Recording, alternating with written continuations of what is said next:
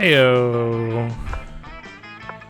It is time to play some Monster Prom. I feel like the music is still a little bit too loud. There we go. It's a little better. Alright, we're playing Monster Prom. And then we're also going to play the new Monster Prom, which is Monster Camp.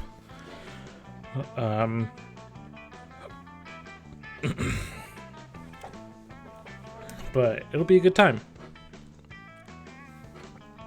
I'm a little drunk already, so I do apologize. Okay. Let's see. Is there anything I need to change? Blur effect. Disable blur. Okay. I think we're good. Alright. Yep. Gonna play some Monster Prom. Gonna date some hot people. And then we will see what is going on. Monster Prom is a great game because you can play with multiple people. But it's just me right now. So we shall see. One player. We'll do first term for now. And then I think I'm just going to make this a short game for the first time. Wow, spooky high, the sweetest years of our lives. Back then we were young and unafraid. Sometimes reckless, sometimes brilliant, sometimes just stupid, but always willing to live life to the fullest. We were on a wild journey to discover who we really were. Alright, so now I get to choose who I want to be. Hey Yoda, how's it going?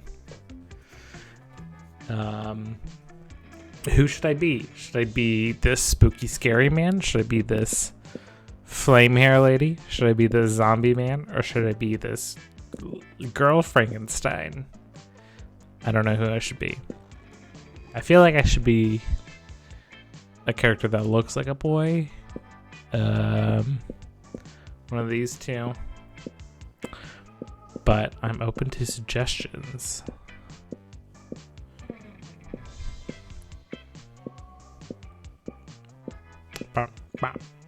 Frankenstein guy. Cool. Wait, guy Frankenstein. There is this girl who's a girl Frankenstein. If that's what you're referring to. I'm assuming it is. So I'm going to click her for right now. My name is... what should my name be? I need a name. You know, I could just go with... I could just go with my username. I'll just go with Electric. Electric sounds good. Yeah. I'm a girl, I guess. Let's go. And let's go. And we had yet to experience its ultimate challenge, the Monster Prom. I remember it clearly. 3 weeks were left as we fantasized about our dream prom dates. We were all scrambling to catch the attentions of one of our 6 most charismatic classmates. Huzzah! Miranda Vanderbilt. Built, yeah. A sweet mermaid princess who was as cute as she was genocidal. Jesus. Damien LeFay, a fearless demon with a taste for destruction and love for fire. Scott Howell, a werewolf athlete who compensated for his rather small brain with a stupidly huge heart. Liam de Linecourt, 4XX, that's age, I'm assuming. A hipster vampire whose standoffish demeanor hid that he was truly a lovable dork. Yay! Polygeist, party ghost with an insatiable hunger for all the wrong things. What? And Vera Oberlin, Mean self-made Gorgon with a merciless sense of business. They're all 34 years old. They are very old to be in high school, which seems quite strange. To be honest, I think I might go for Scott or Damien. They're the most attractive of the bunch, but I also do like this princess gal. Who do you think I should go for? My heart is set on Scott. Okay, so I should go for Scott. Hey, welcome, Pirate King Rex. I'll go for Scott then. It was clear. It had to be one of them. But who? We only had 3 weeks to choose our prom date. And even more daunting, we only had 3 weeks to woo them and conquer their heart. But as I already said, we were young and unafraid, and we were ready to start. Do and no kissing until marriage front. Alright, Yoda. That doesn't make any sense. Welcome to Monster Prom's stupidest pop quiz ever. Teen Wolf, hot or not, take this quiz to find out. Crazy exes, how to deal when they just won't go. Chia! I like that shark. All minds are rotten. But they are rotten in so many different ways. Worry no more. We're using our PhD in bullshit to diagnose which kind of deviant sicko you are. Monster Prom's stupidest pop quiz ever. TM. Throw a bunch of absurd questions at you and turn your answers into character stats. Okay. This way, you will start by having stats that better reflect your true selves. Let's start. Be visionary. What will the next big social media craze be? Revert. From now on, a socially awkward guy named Robert will do everything he's commanded to do through the app by its users. I don't know. Greek Agorist. The little Greek Agorist reinstated in our cities. Places where philosophy and arts are discussed by greater minds. That social media I want to log into. Bowl money hit. It's Facebook, but every time someone shares news that isn't supported by real facts, they're taxed. And the money goes to the people exposed to that bullshit. Oh man. I kind of want to do that one, but I kind of like Robert because it's just like my name. It's my name. An app. So like I'm just going to do Robert. So charming. I'm charming. Fuck buddies for life. If you had to have sex with an animal, which animal would it be? A purebred horse. At least I can keep his semen and sell it. It's worth a lot. Who said there was no silver lining to bestiality? Jesus. No one can make me fuck an animal. If I fucked an animal, it'd be of my own free will. As a matter of fact, I already have fucked an animal. So the joke's on you, pal. Jesus, I hate these questions. A dolphin. They're the only other animal that fucks just for pleasure. So at least we can both do our best to have a good time, right? Yeah, I think I'm gonna do that one. That's like the least creepy out of all of these. So fun. Would not say that they were fun. Don't want to fuck an animal. What would be a killer accessory? A fabulous purse made from this. I'm canceling the game developers. Yeah, it's pretty bad, but this game is pretty great. Besides that question, I think that's the first time I ever ran into that question. A fabulous purse made from the skin of your enemies. Sunglasses at night. Is that a SpongeBob reference? I think it is. Coolness itself. Fancy brass knuckles. A necklace with your own name, in case you forget. Shiny armor. Ooh, okay. What would be a killer accessory? I think. So if I'm trying to go for Scott, I gotta think about what a werewolf would want. And I don't think that's this one, and I don't think that's this one. It could be shiny armor. It could be fancy brass knuckles. I think those are the two that I want to choose. I think I'm gonna go for shiny armor. Shit, it was this one. Fuck. That's okay. I'll find him. I'll hang out with him. It'll be a good time. Let's go. Let's go. Okay. Where am I going? I think Scott would probably be hanging out with the gym. Scott is a little special. You're right, Pirate King Rex. He is a little special. That day, an epic dodgeball match takes place. Everything seems lost, but you deliver an inspirational speech that fuels your team's spirit. Huzzah! Leading to a spectral comeback. You're clearly a natural-born leader. Gain +2 charm. Heyo! Charm City, baby. After all that, you decide to look for a spot outside the school to get some good sunbathing. But you fail to focus on your sunbathing since you've seen Scott and Miranda deep in conversation. It's a sports game thing, Miranda. Oh wait, I should give him a voice. Let me try to go a deep voice. It's a sports game thing, Miranda. I think I'm a good boy, but there's something that just gets me growling when I see that opposing team. Ugh, yuck. Oh, Scott, believe me, I understand better than you. Better than you may think.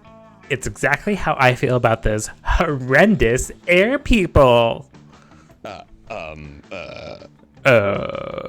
Air people? Yes, Scott. Obviously, the air people, I know I've told you about them before. They're the sworn enemy of the mer people, and they must all be destroyed if they refuse to accept our superiority. God, she's a little racist. Probably. Oh, wow, all of them? That sounds really hard. It will be. They're a horrible, ruthless nation of feathery socialites who refuse to bend a knee, no matter how many times my father invades. They don't like guacamole, Scott. Ugh. They eat the crust off their peanut butter and jelly sandwiches. Ugh, disgusting. They wear socks and sandals, Scott. Whoa! Socks and sandals? Oh. And fanny packs. Oh, man. That's a pretty scary enemy, Miranda. What are the mer people going to do about that? That's a great question, Scott. We've tried reasoning with them through bombs, chemical warfare, and torture. They're entirely unreceptive. What's wrong with socks and sandals? You've seen me wear socks and sandals. Actually, have I? Probably not. There's not a whole lot wrong with them. Just not the most fashionable choice. It's really weird that wouldn't sway the air people, but maybe you can step in and help. Scott and Miranda probably have different takes on what the best strategy would be. So think hard about your pitch.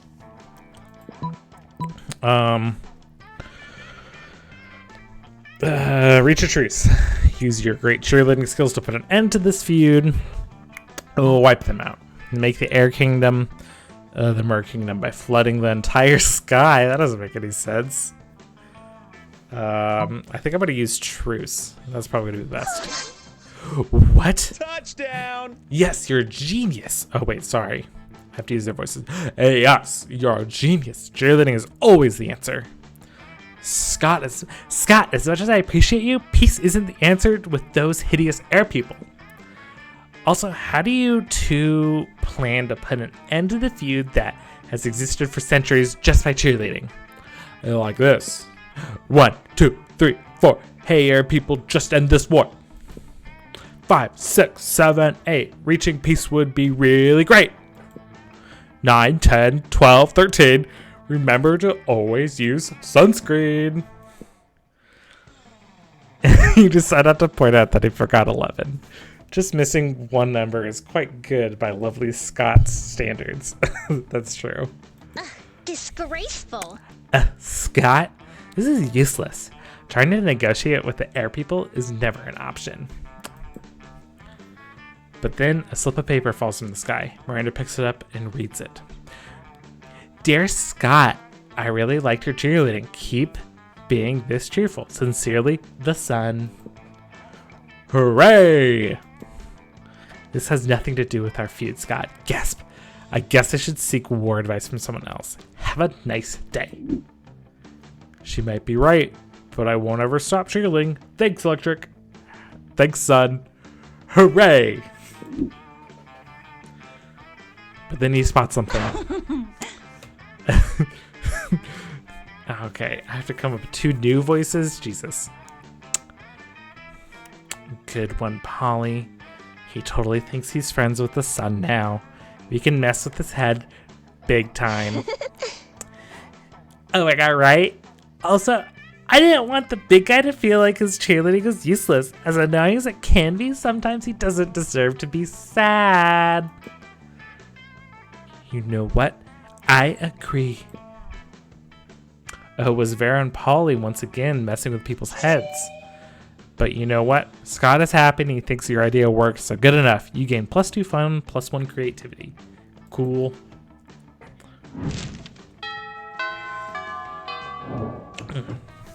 Let's go. All right, where I'm gonna sit. Obviously, I have to sit over here. Who's this guy? Who's this tiger man? I know the cat sells you stuff, but I don't really have any money to buy anything. I'm just gonna go for sitting with Scott. Look at that dinosaur. You find Polly and Scott huddled at the chosen table. If these two are together, it can only mean one thing. Panic Masters! I hereby call this meeting of the Panic Masters to order. Panic Master Hal, present and accounted for. I love that jacket. That's a cool jacket. Chairman Geist, all dressed up and ready to prank. Hey, how come you get to be chairman? Well, which one of us can throw chairs around the room with our ghost powers? Well, I don't have ghost powers, so... Oh, you! I get it. Chair, man, but... No time to argue, Scott. We've got to come up with a baller food prank before the end of lunch. Oh, right. What if we ate all our food like a good boy? Is that a prank? No, Scott. For the last time, that's not a prank. And I don't eat. But I'm having trouble coming up with another idea. Anybody else? You've been waiting all your life for the opportunity like this. You propose the ultimate food prank. Eat everybody else's food like a good boy. Replace all the food with chairs. I feel like eat everybody else's food like a good boy is probably the best prank. So I think I'm going to choose that one. Good boy, yes. Good boy, yes I am. Eat other people's food? You can do that? Hello? Does Slenderman go to this high school? Slenderman should be at this high school. I think so, but I've never seen him. Eat other people's food? You can do that? Well, I can't. But I can. Even if it's somebody else's plate. Even if it's somebody else's tummy. Exactly half of that was right. Which half? No time to figure it out. We gotta prank now while the pranking's good. Wait, what about me? Food falls right through me. But you and Scott are already blazing a trail through the cafeteria, gobbling everything in sight. Scott accidentally eats a few people along with their food, but he politely burps them out when they complain. Oh my god. Scott. By the time school security kicks you two out, you're both totally stuffed with food and affection for each other. Hell yeah.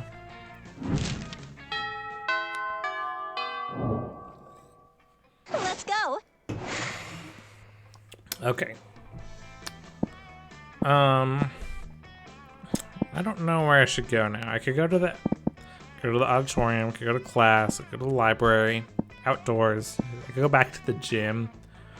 I'm gonna go to the bathrooms.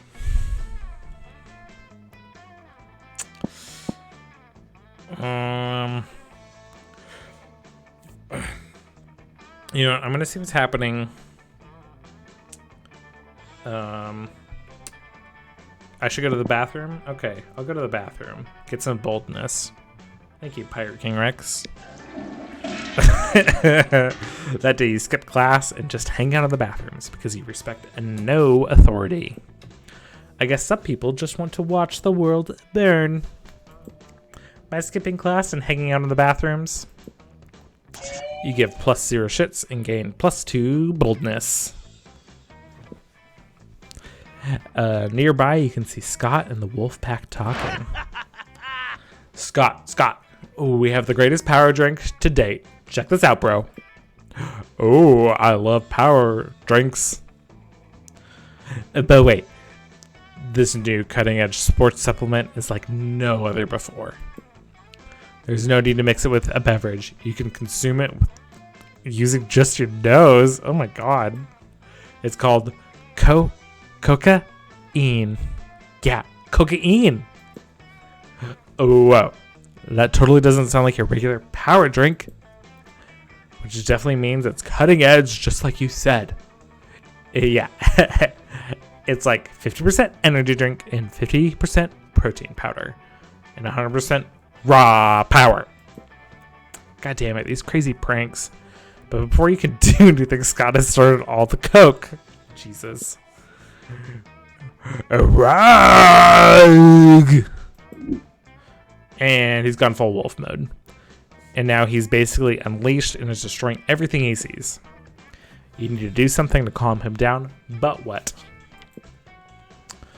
Using your vast knowledge of aromatherapy, give him some lavender-scented cocaine to neutralize the regular scented cocaine and relax a bit. Give him a flashy fidget spinner. Oh my god, I feel like the flashy fidget spinner is the best option. I would want that if I was on cocaine. So I think I'm going to choose that one. You start spinning a very flashy fidget spinner in front of Wolf Scott. He stops wreaking havoc and stares at the spinning fidget spinner. It's so spinny. After a while, he reverts to his normal self because everyone knows that cocaine triggers a werewolf transformation, but a fidget spinner can cancel it. I believe it. Bro, this thing is the best thingy ever. It's like a very safe and friendly shuriken. Can I keep it? How can you say no to that pair of puppy dog eyes? Hooray! You see Scott fleeing with your fidget spinner, still managing to wreak some havoc despite calling it very safe and friendly. Clumsy, handsome Scott, you gain +2 charm and +1 smarts. Hell yeah.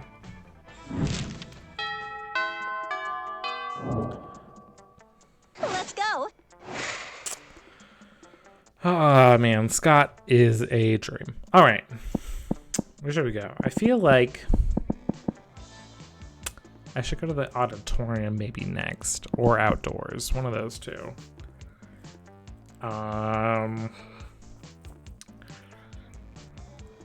Maybe I should just attend class? I don't know. What do you guys think? What should I do next?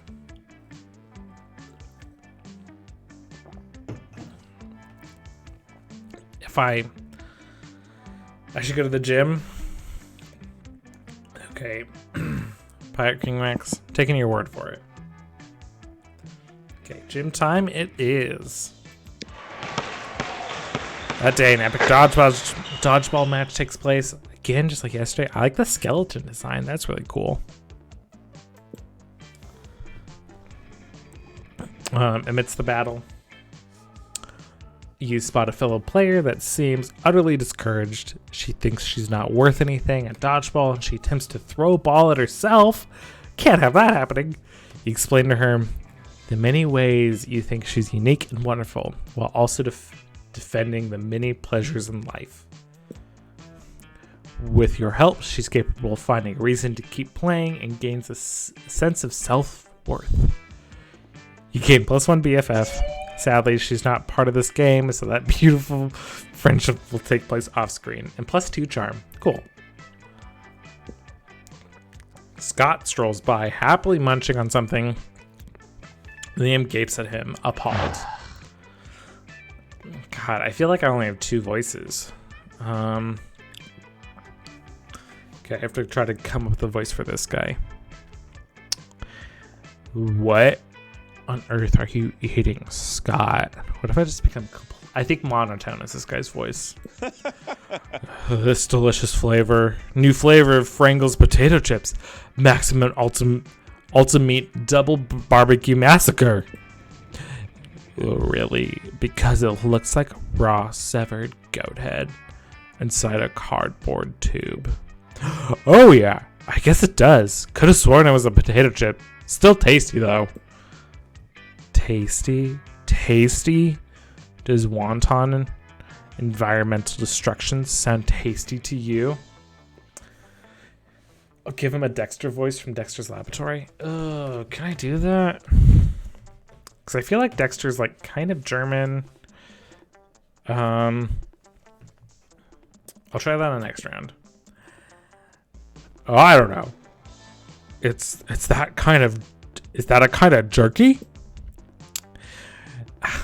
Okay, hang on. Sorry, let me look up Dexter's Laboratory really quick. Let me just listen to clips of Dexter's Laboratory.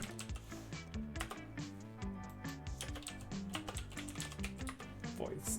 Okay, hang on.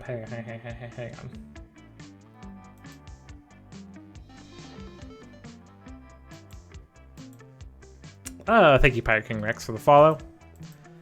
I just need to listen to this guy's voice really quick. Excellent. This subject is perfectly preserved. Excellent. This perfectly preserved. Okay, I think I'm good. I think I can do that. Let me bring the game back up. No, Scott, you realize that in order to harvest these goat heads, Frangles and Co. decapitate millions of innocent goats everywhere. That is not a good voice, but I'll give it a shot. But what do they do with the bodies of the goats? Nothing. It's horrendously wasteful practice. Oh no, all these headless goat bodies running around and bumping into things. We have to stop them. Wait, really? I was just trying to make you feel guilty. I didn't actually have a plan of action, but if someone were to suggest one... Okay. Assemble an army of vengeful undead goat torsos. Write an extremely mean blog post. Probably the goat torsos is going to be the one that Scott would want, so I think I'm going to choose that one.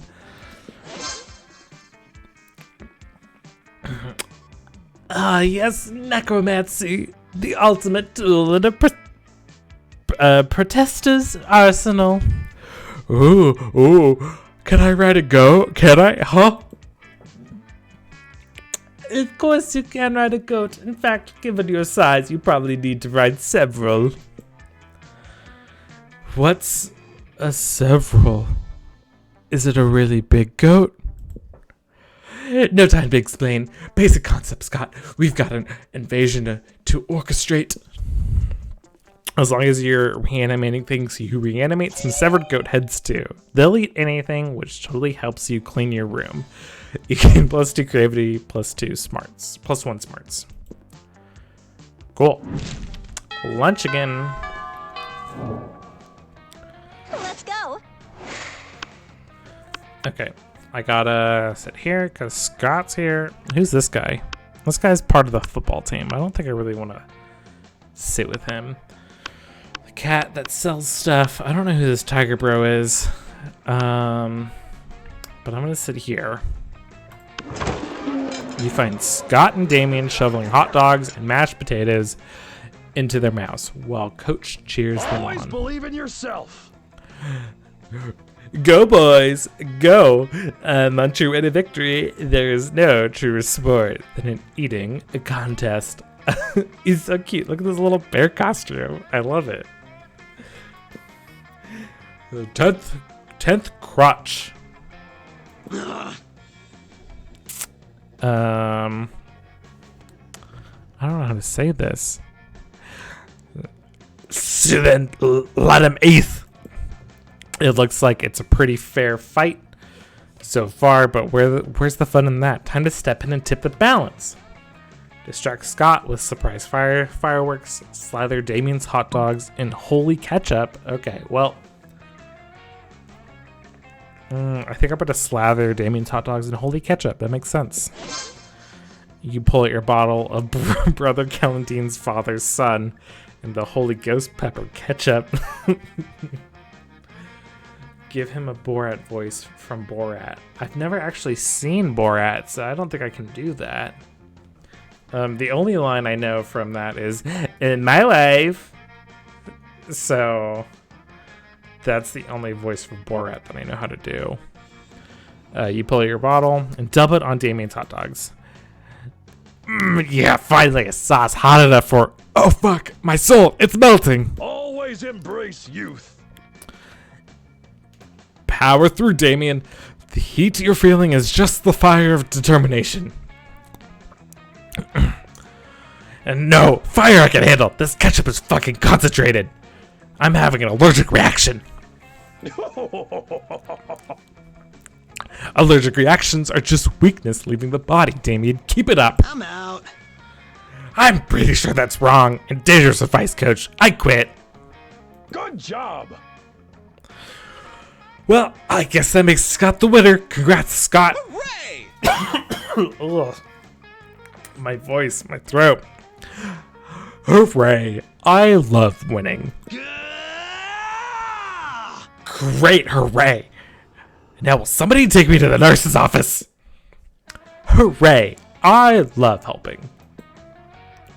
Scott rushes off carrying Damien's smoking body, and you rush just a little closer to Scott's heart. Hell yeah.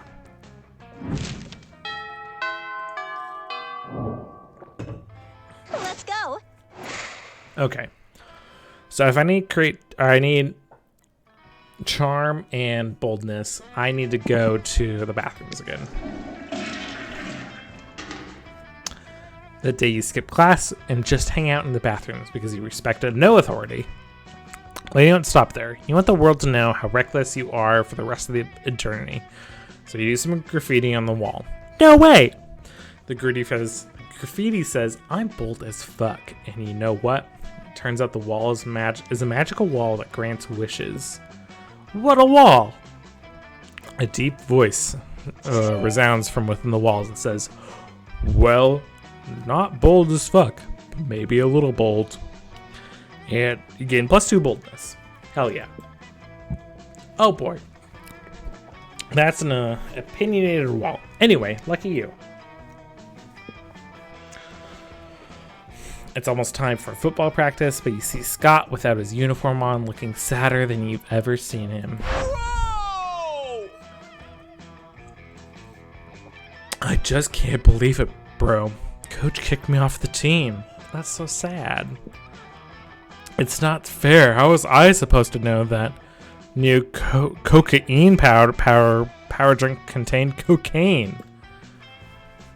But rules are rules, and apparently a bunch of cocaine is against those rules. What am I? I'm not gonna give the werewolf a Stewie Griffin voice. That sounds hard as hell. I'm not good at voices in general. What am I gonna do, bro? Sports is my life.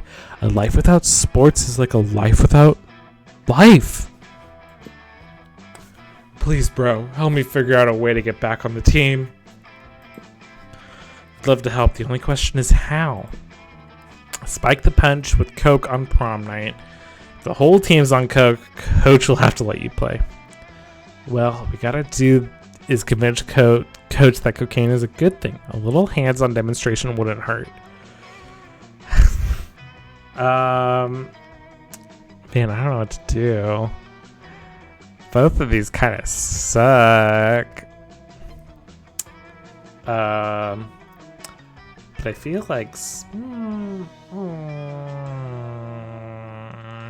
what do you guys think? I feel like the bottom one would be the best way to do it. But the top one sounds more fun. And dangerous. It sounds way more dangerous. You know what? I'm going to drink some wine really quick.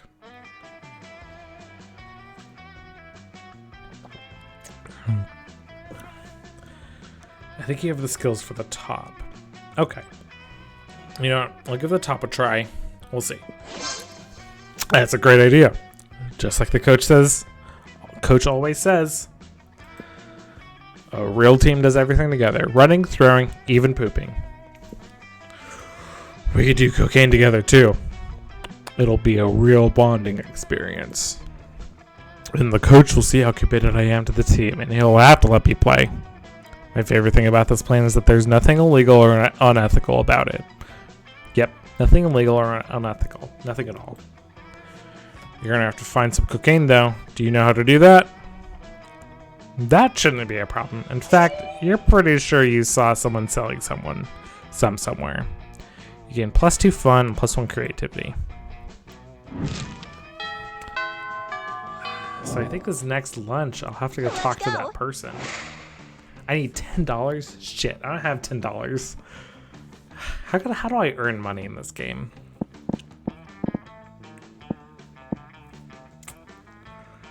I don't know that you'll get that ending. That's fine. It's okay.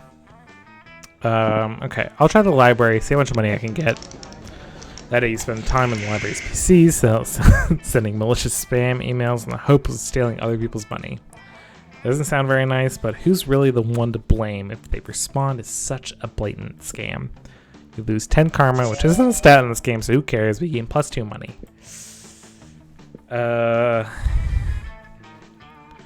Casually reading the latest issue of Monster Magazine when you are rudely interrupted.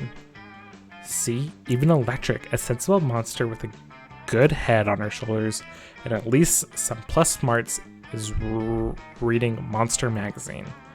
Yeah, and that's bad because we're warriors, so we need to fight. I forgot I need to be doing their voices. Scott takes the magazine from you and punches it. Hooray!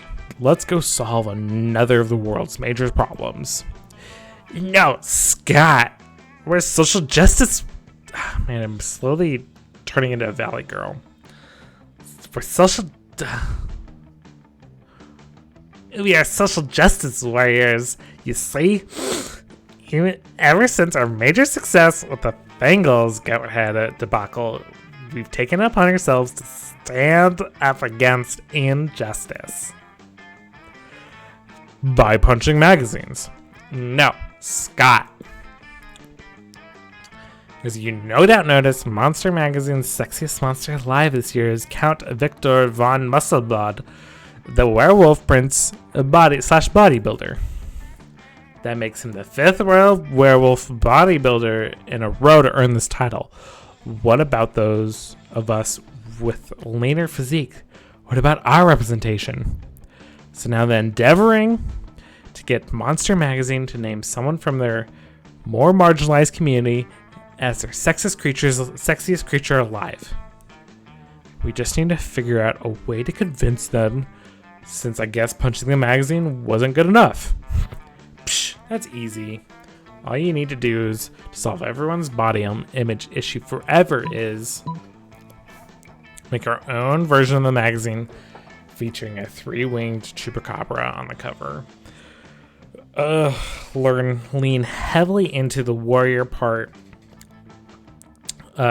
Storm Monster Magazine and hold the editor-in-chief captive until he promises to stop exclusively promoting one aesthetic as the pinnacle of monster sexiness. Okay, I'm going for the bottom one, obviously. Not so bold. Shit. Oh yes, good plan. I love being a warrior. I'll admit, it does sound like an attention-grabbing demonstration, if nothing else. Hot diggity dog. What, you're off to storm the Monster Magazine headquarters? Using the element of surprise. Your second favorite element right after nitrogen. Your plan is to overpower Monster Magazine security and march straight into the editor-in-chief's office. But unfortunately, you're just a bunch of high schoolers. And even a talented high school athlete like Scott is still a high schooler and therefore no match for a highly trained security detail of professional bodyguards.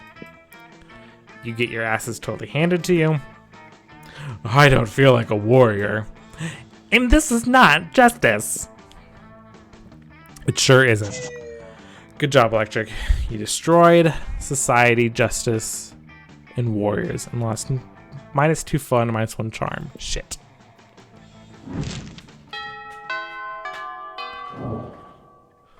Let's go. Who's this gal? I don't know who that is.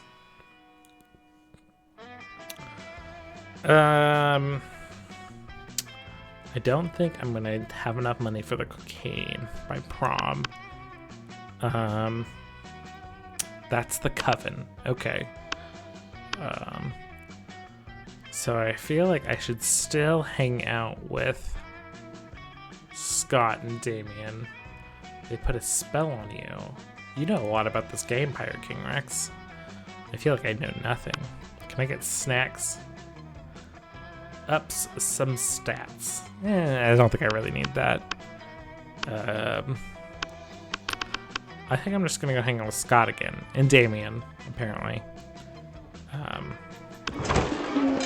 You sit down and enjoy a nice normal meal of Spooky High cafeteria, as usual. Lol JK, something fucked up is always going on here, and today is no different. Bro. Oh, hello, Electric. I played it a lot last night. Okay. Did you want to come sit with us and our imaginary friend? No one else is here. Their imaginary friend roars and the whole cafeteria shakes. Okay, Electric.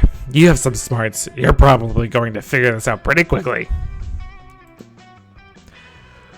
Why do we have a wild beast under a table? Why don't you take a guess? He's asking you to guess because we're totally forgot our plan. Mikey Moo, how's it going? Scott, no he didn't. Shut up. Oh, we were going to teach it the piano or maybe saxophone? I lost my notes. No worries, no notes needed. You know exactly what they should do. What they should do with this wild beast. The wild beast should be the new school mascot. Put him in a sports jersey and let's rock. I'm doing pretty well. How's your night going, Mikey? I'm just playing some Monster Prom, getting things figured out, trying to date Scott, the werewolf man. So we'll see. The wild beast should be the new school mascot. Put him in a sports jersey and let's rock. Go team! It's obviously you brought such a beast into the kitchen to turn it into the next Monster Chef champion so you can split the big Monster Chef cash prize. I think I'm going with the top one. Oh yeah, that's a great idea. I'm pretty sure Spooky High already has a mascot, but you know, whatever they say, the more mascots, the merrier. I really don't think they say that. I really don't think they say that. Well, they should. If most schools have only one mascot, having multiple mascots will be one more thing that makes our amazing school even more extra special. Oh, I could see it now. The spooky high wild beast that Scott and Damien kept under a table. Rah, rah, wild beast. Eat the other team and make a feast. Try not to get an infection from the yeast. Actually, that chant is pretty dope. Electric. Thank you tons. The wild beast mascot will sure be fun. And if you ask me, I owe you one. If you were to nitpick, you could point out that tons and 1/fun don't actually rhyme. Well, why would you nitpick such a adorable, genuine display of affection from darling Scott? Okay, one more night. Let's go. I think I'm just gonna go to the bathrooms so I can get some more boldness. That day, you visit the bathrooms to take a number 2. Great, thanks. Don't worry, there won't be an illustration of that specific moment. Cool. Thing is, you make one of the boldest decisions in your life. You don't put paper on the toilet seat before using it. Put paper on the toilet. Oh, kind of like making like a barrier. Got it. Look at you, you crazy bastard. You gain +2 boldness. And probably +1 staphylococcus and a slight chance of +1 STD. I don't think bathroom seats work like that, but okay. Scott catches up with you afterwards, panting with excitement. Hey, bro. I was thinking today about how much I like you, and I want to share all my favorite things with you. I thought about sharing my bones with you, but I don't really remember where I buried any of them. Oh my God, Scott. Adorable. And then I thought maybe we could go peeing together, but peeing on each other's territory would be wrong. I don't know how to share them. I don't know how to share the moon, or even where it is right now. So I guess that leaves my 2 favorite things in the whole world. Cheerleading and sports. And since you're not on the sports team, cheerleading it is. Let's cheer together, bro. What's that? You want to know what we're cheering for? Well, I thought I'd leave that up to you. What should we cheer for, bro?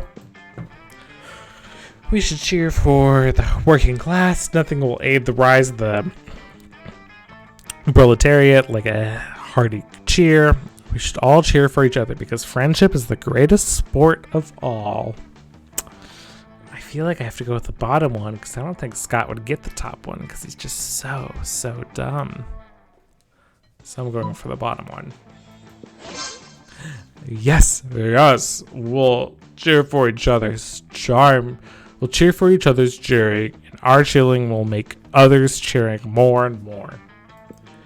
Cheerful. Scott picks you up and tosses you in the air. But before you hit the ground, he's in your arms, ready for you to toss him. Toss me higher, bro. With friendship, anything is possible. He toss Scott up into the air, but somehow the force of your encouragement allows him to toss you again. You can fly. You fly into space. You crash into the sun. The sun is no match for your love for each other. What the fuck? I can't tell whether this fires my heart. If my heart is getting burned up by the sun, or my love for you. It's probably both. You slingshot around the sun, traveling faster than the speed of light. Oh my god, die.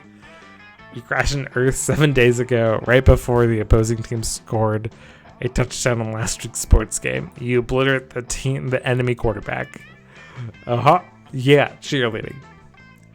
Cheerleading indeed. And now you have an entire extra week to hang out with Scott, which wouldn't be reflected in the game. You time traveling cheater. You gain +2 boldness and +1 fun. Okay, that's crazy. Who will I ask to prom? Well, obviously it's gonna be none of them. Oh, I was like, who's this girl? That's me. I'm gonna ask Scott. Does that make sense? Because we did just have like a love-filled night, so why wouldn't I ask Scott? Hey, bro. Hey, bro. Yeah. Let's go. Let's go. You finally pluck up your courage and ask your beloved to go to Monster Prom with you. Prom? Awesome, bro. Sure, why not? Sounds funny. There'll be so much hard partying that'll count as a workout. Wanted love. Heyo, go me. Prom night was rad. Well, there was that part. When the full moon came out, Scott transformed into a rabid wolf and nearly killed 3 people. But aside from that, it was a wonderful night to remember. Hell yeah.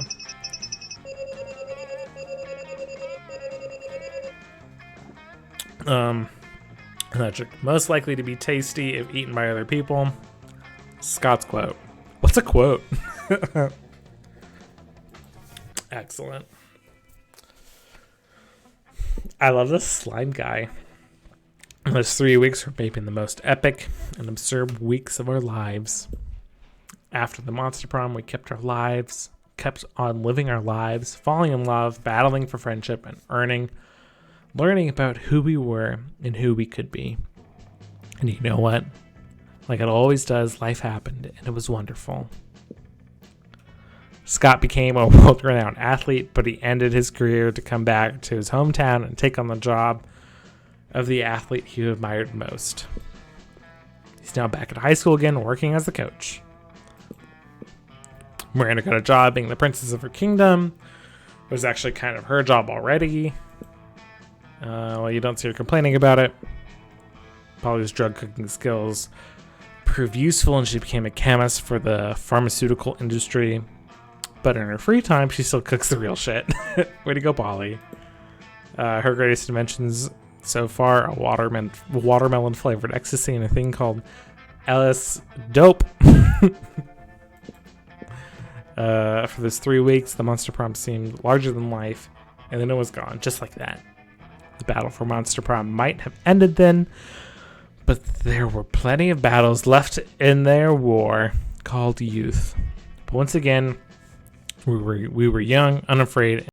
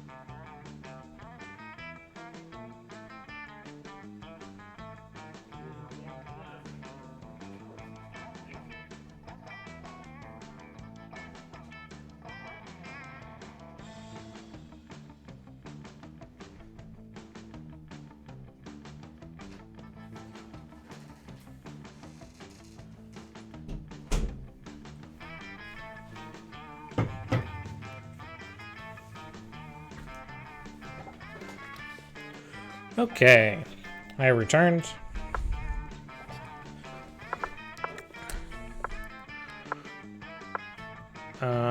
Oh, I should click this BRB thing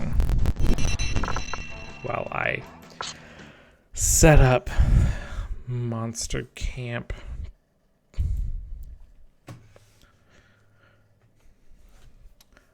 Hope you all are having a good night. And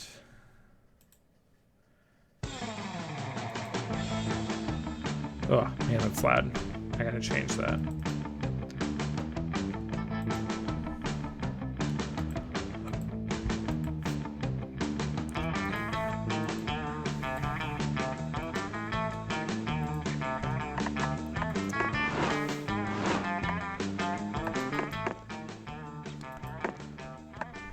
Okay. I think that's good. Okay. I have not played this game yet, so I don't know anything about it. I loaded it up, kind of went through the first like talking section to like see who the characters were. So yeah. One player again. We'll just make it short. Camp Spooky. The stage of some of our dearest summers. Back then we were young and unafraid. Is that a knife? This guy has a knife. With school far away, everything seemed possible as the summer embraced us on our way to camp. Summer has that distinct power, doesn't it? You live for the days while the nights inebriate you with possibilities. It's like life could take a turn at every corner. And for us it did. I think it'd be fair if we kept playing Frankenstein Girl. That makes the most sense. We'll change her name to Electric. And she. Okay. I packed extra everything. What? Okay. I have to pack shit? Wood carving machete. Chest 2. Campfire songs. BFF bracelet kit. Iron Maiden sleeping bag. Multi-tool. Marshmallows. That's funny. Insta post camera. Competitive tarot. Fuck. It gives you okay. It gives you stats. It's like a quiz in the first game. Okay. Well, I don't know really any of the characters for this one, so I'm just gonna choose stuff that I think me personally would pack. So I think I'm gonna bring a multi-tool. Okay, that gives me smart and boldness. I'm always a sucker for like board games. So that gives me fun and charming. And then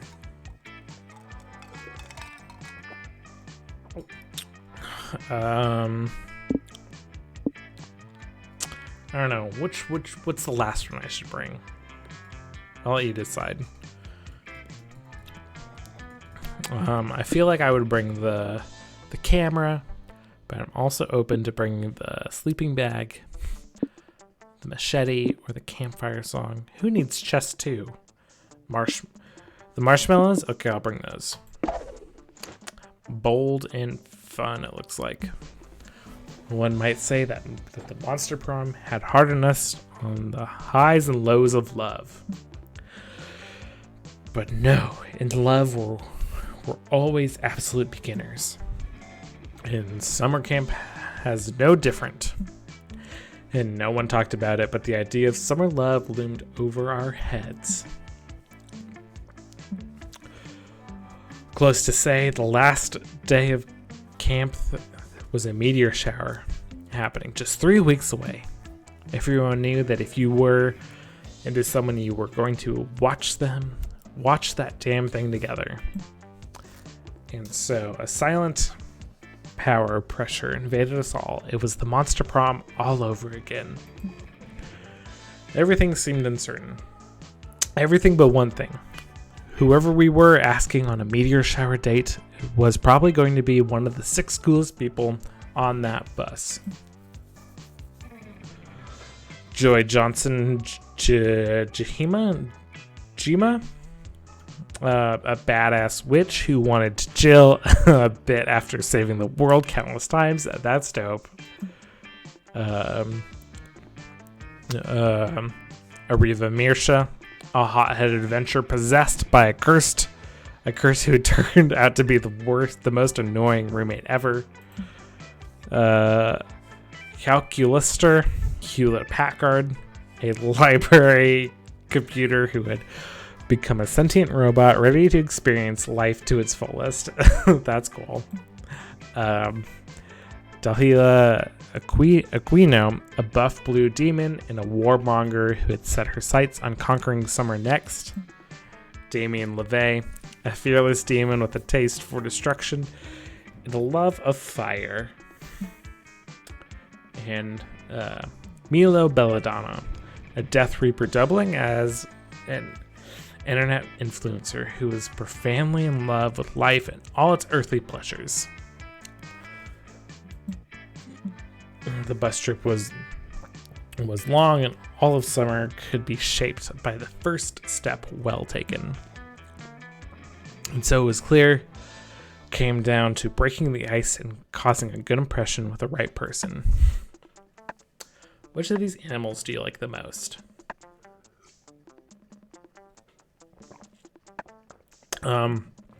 Badgers, they don't give a fuck about anything.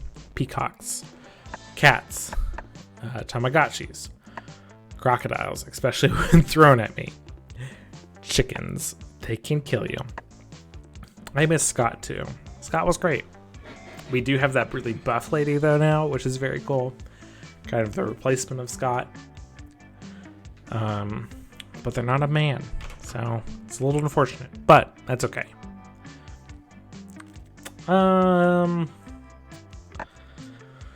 Okay, there's no foxes, otherwise I would choose a fox.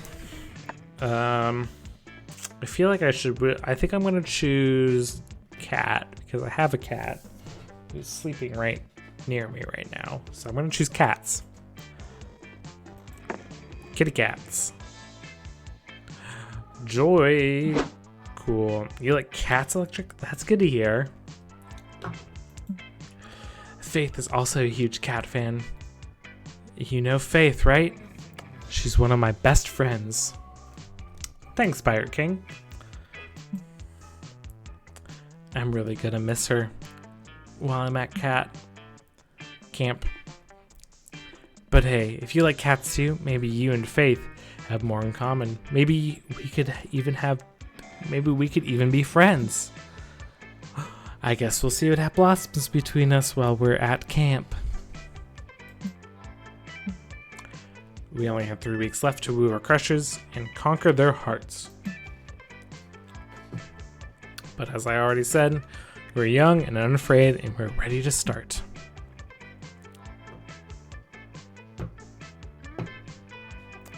Music's dope.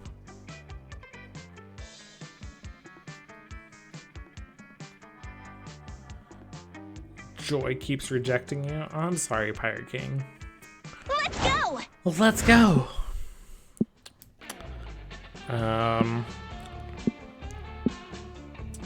We'll have to see. Okay, so we have the Woods, Lake, Camp Dome, Manor, Scout HQ.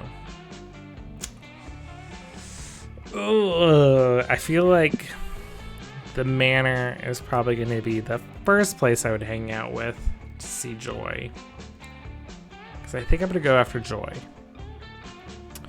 I got boldness and creativity. I got boldness and fun and smarts as my top 3 stats. That day, explore the Haunted Manor's basement.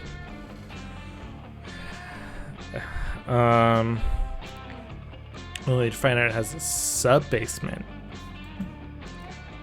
The sub-basement is full of haunted chairs and a staircase to a sub-basement. The sub-basement is a haunted wine cellar. The sub-basement is a haunted nightclub for ghosts who don't like wine. They serve haunted spirits. The sub-basement to the 10th power is the subway. Oh my god. You eat a foot-long revenue and continue your travels. And you eventually check a walkthrough and find out the haunted manor can spawn an infinite amount of sub-basements. You only make it as far as the 89th level, which has a Dom sub leather room. You gain +2 boldness from the horrors you witness there. Oh my god.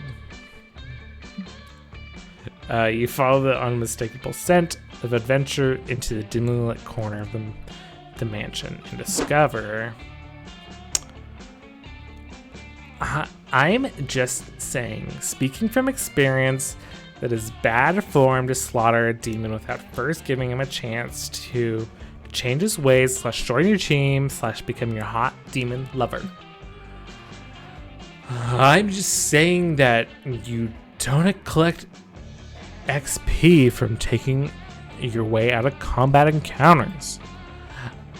Oh, I've gotten all kinds of experience from talking my way out of combat encounters, if you catch my meaning. Wink. Like what? More boring conversations to skip through? How do you skip through a conversation? I find it that I punch someone in the neck while they are talking, and they usually stop, and we can skip to fighting, and it's a great speedrunning strat. Look, I respect your approach to adventuring and the fearless way you interact with cursed artifacts. Zup. But it takes more than unbridled violence to be a true protagonist. And I respect you both as a strong, independent women with a wicked fashion sense and someone who managed to make an all-caster party work without a tank, but you wouldn't last 10 seconds against the types of demons I fight. I wouldn't, would I? Sounds like the only way to settle this argument is by putting our claims to the test. I'll summon a demon, we'll both fight it, and we'll see whose strategy is superior. Hold on to your wand there, Sabrina. If you're the one summoning the demon, what's to stop you from summoning one that's more vulnerable to your approach? Ooh, I summoned a demon. Avari, all I need is 2 of your vertebrae, 3 tops. How about we find someone else? Fine. We'll have an impartial third party summon a demon we could both fight. An impartial third party like you. Electric, you know how to draw a summoning sigil, right? It's first year material at Spooky High, so only a huge idiot wouldn't be able to. Crap, you spent most of that class drawing porn in your notebook. Instead of drawing sigils. So it looks like it's time to bullshit, but like, how hard can it be? How hard can it really be, right?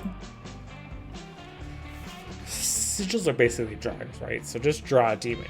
You're great at drawing hot demons. Draw every sigil you know. A smiley face, the Batman logo, the tiny dude from the walk symbol on traffic lights. Ooh, I feel like I should just draw a hot demon. But I feel like drawing every sigil I know is the smart choice. And if I need smarts to get her, I feel like I should do that one. You have more funds, I would go with the second. Okay. I'm just following your word, Pirate King Rex.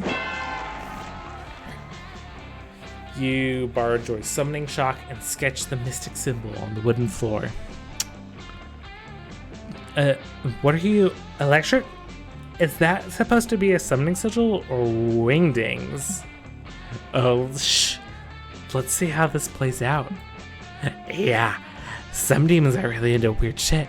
Like, I used to let myself get summoned for a bag of Doritos and a picture of Mark Wahlberg. Hold on, you're a demon? No.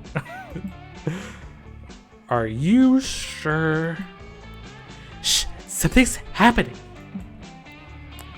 Sure enough, a thick green smoke has built up from the floor and filled the room. When it clears, you see before you a terrifying creature, a perpetual smiling face. It cackles and brandishes its claws. You fools, it cries. It is I, Smiler. For centuries I have been imprisoned within a pedestrian walk sign in New York City.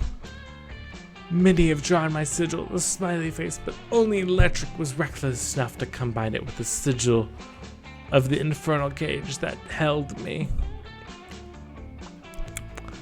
But wait, why the Batman symbol? How did that help you? How did that help to summon you? What? The creature looks around. The Batman symbol? That's not for summoning. That's for summoning. The window shatters and in swings Batman on the wings of night. He lands amongst you and your friends, and the Smiler rears back in shock and terror. Batman! Thank God you're here. How do we defeat this terrible demon? In my experience, says Batman darkly. Oh, I have to do a Batman voice. The best way to approach is a combination of raw violence, technology, and psychological warfare. Also, being very, very rich.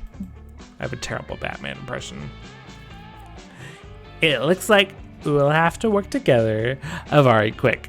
I'll tempt him to join the forces of good with my empathetic words and luscious body. You sneak up and stab him. And now that's the kind of plan I can get behind. Stabs ahoy! Somehow, despite having loudly announced their plan, it totally succeeds. The Smiler has been defeated. Batman banishes him to Arkham Asylum. Great. You learn a valuable lesson about teamwork and about what a chill dude Batman is. Hex even gets his autograph as for you, you gain +2 boldness and +1 charm. Cool. I feel like there's a lot more text in this game than the other one. Wherever I go, hijinks ensue. Okay. I'm gonna check out Scout HQ this time. That day in Monster Scouts, you learn how to build scarecrows. That's vaguely nature related, right? Ah, man, look at that hot dragon guy I'm making. You decide to step further, though. You add a magical crystal you found in a cave last month to your scarecrow and turn into a sentient being. The scarecrow is grateful to have been made alive. You take your new friend out for a soda and have a very pleasant afternoon. Then you're forced to disassemble him so the next group of scouts can use the materials. Your scarecrow begs you not to relinquish your gifts of life, but you've dedicated a monster scout first. He's from Dragonheart, lol. That's a fun ending in Monster High. Okay. I've only seen part of the Dragonheart movie. The scouts appreciate your dedication to the organization. You're awarded +2 creativity. Cool. Where the hell do I get smarts? Oh, hey, it's that one guy.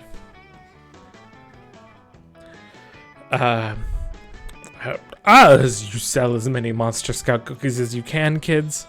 They're delicious, affordable, and each cookie technically counts as a full serving of vegetables. Hell yeah, coach! We're gonna annihilate the general public with our cookie selling skills.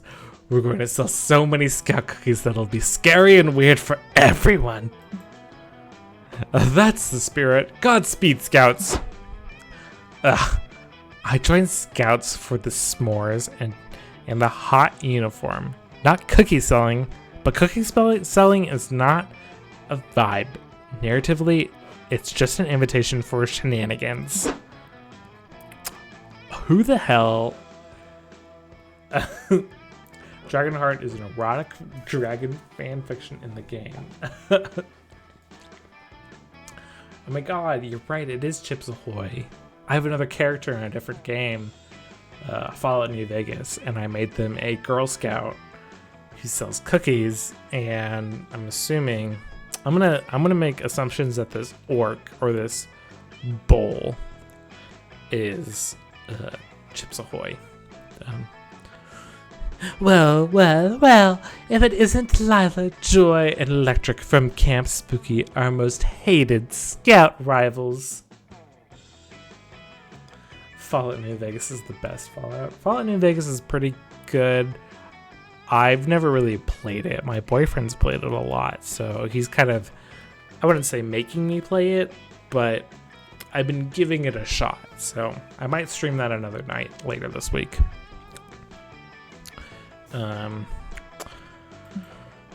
Oh my goodness, shenanigans already. See, this is what we're talking about. I love this guy's shorts. He's just like, it's unbuttoned for some reason. He has his belly hair growing through it. Oh, what the hell do you two want? We don't have time for your camp rival bullshit. We've got cookies to sell and badges to earn and victories to grasp.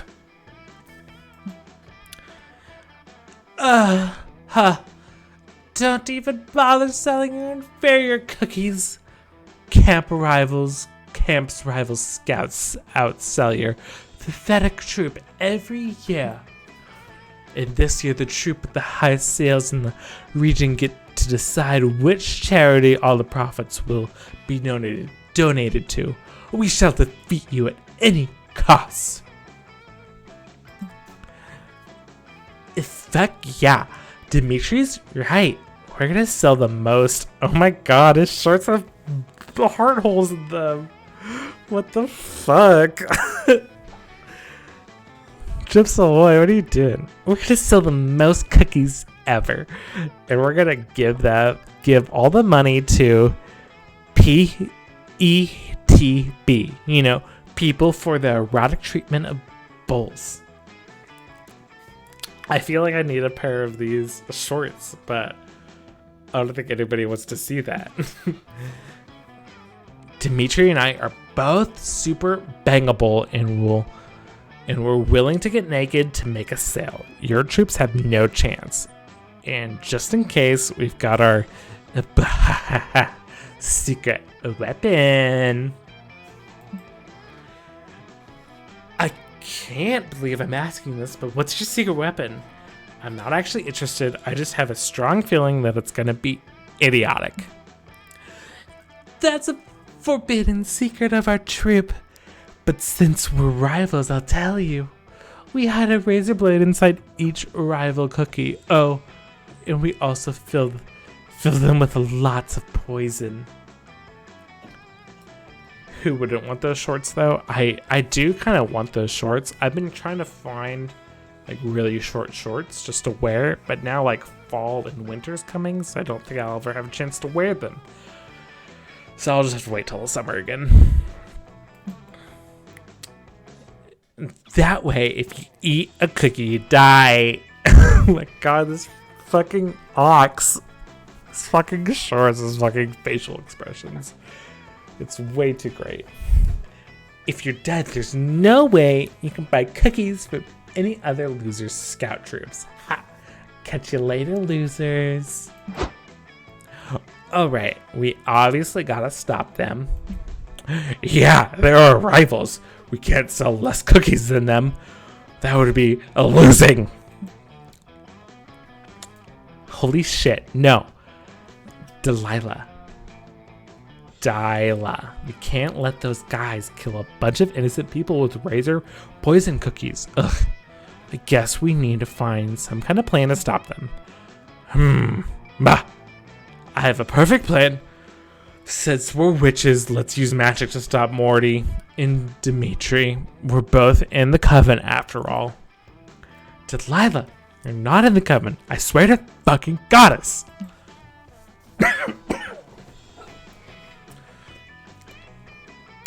This is going south fast. Impress your friends and defend your troops' honor by figuring out how to stop Dimitri and Morty from selling a single poison cookie. Convince Dimitri and Morty they're secretly robots. They'll be questioning their own sentience so hard that they'll forget about the cookies. Convince Dimitri and Morty that society has collapsed. Cash is worthless. Cookies are the closest thing the new society has to currency. Ooh, I feel like both of these choices are pretty bold. I feel like the bottom one is the best choice for me, though. I think I'm going to choose the bottom one for right now. We'll see. So bold. Hell yeah, did it. The solution here is obvious. You suggest tricking Morty and Dimitri, thinking that there's a classic post-apocalyptic Mad Max cookies or currency situations. Normally, I would say that that plan is completely idiotic, but in this case, Dimitri and Morty might be stupid enough to actually buy it. You chase down Morty and Dimitri before they sell any cookies. In a very convincing speech, you break the news to them: society has collapsed. You also mentioned that the New World Order has designated cookies as currency, so... Oh shit, I clicked. Yep, Electric is right. I just wish we hadn't sold the hard cookies, you know? We'd be super rich if we hadn't just kept them. This fucking character. Dimitri, think about it for a second. We had a lot of cookies. Maybe this means we're hot and rich instead of just hot. Oh my god, I have to say, these two characters are me and my boyfriend. That's probably us. We're both super dumb. Oh my god, you're right. But wait, how rich are we? Joy, what's the exchange rate for a single cookie in the new society? $100,000, I guess. Dimitri, we're billionaires. Do you understand how fuckable that makes us? Oh god, yeah, let's hoard our wealth like kings and only spend it on the finest luxuries. I will purchase a cloth bathtub and fill it with melted ice cream. Yeah, now that I'm billionaire Minotaur, I'm going to buy a private island and make the whole thing into an orgy zone and call it Fuck Island. Hell yeah. And oh my god, we could both get matching BFF tattoos using ink made out of pure diamonds. This fucking Minotaur. Let's go do that immediately. No one shall ever touch our valuable cookie treasure. Fucking love these guys. Oh wow, I guess cookie problem solved. That worked.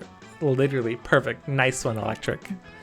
Hey, yeah, it was a pretty good idea, but I do kind of wish that we were in a Mad Max apocalyptic scenario.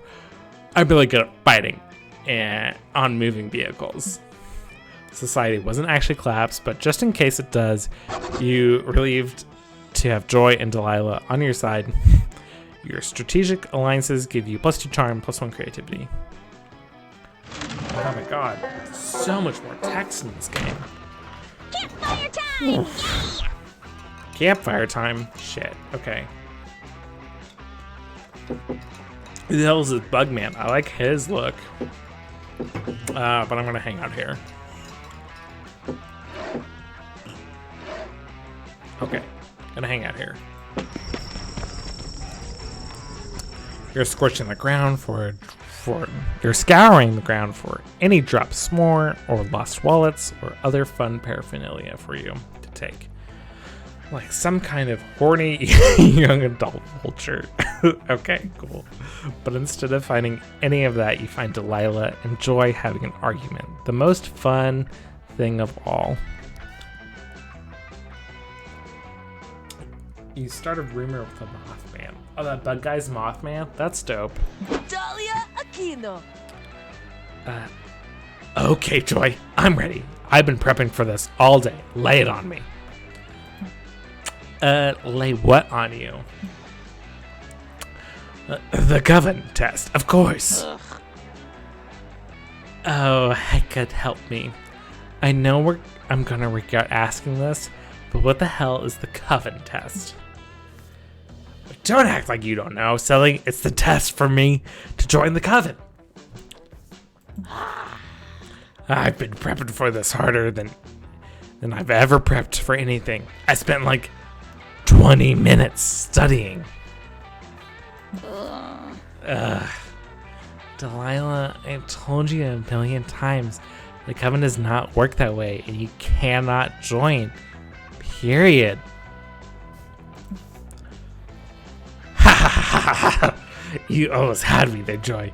But I know better. This is the final part of the test. Whether you test my will and resilience is in the face of adversity. Critical hit. You're seeing if I'll stay in the game by making me believe that there is no game. But I know your tricks. I won't fall for it. You are not in the Coven. Damn it. I'm not going to trick you. There's no such thing as a Coven test. Oh, really? Then how do you explain this letter received stating that I made it into the very exclusive stage of the Coven test? What? Give me that. Delilah, you obviously wrote this letter yourself. Jesus, my throat is just... I'm destroyed. My throat is destroyed.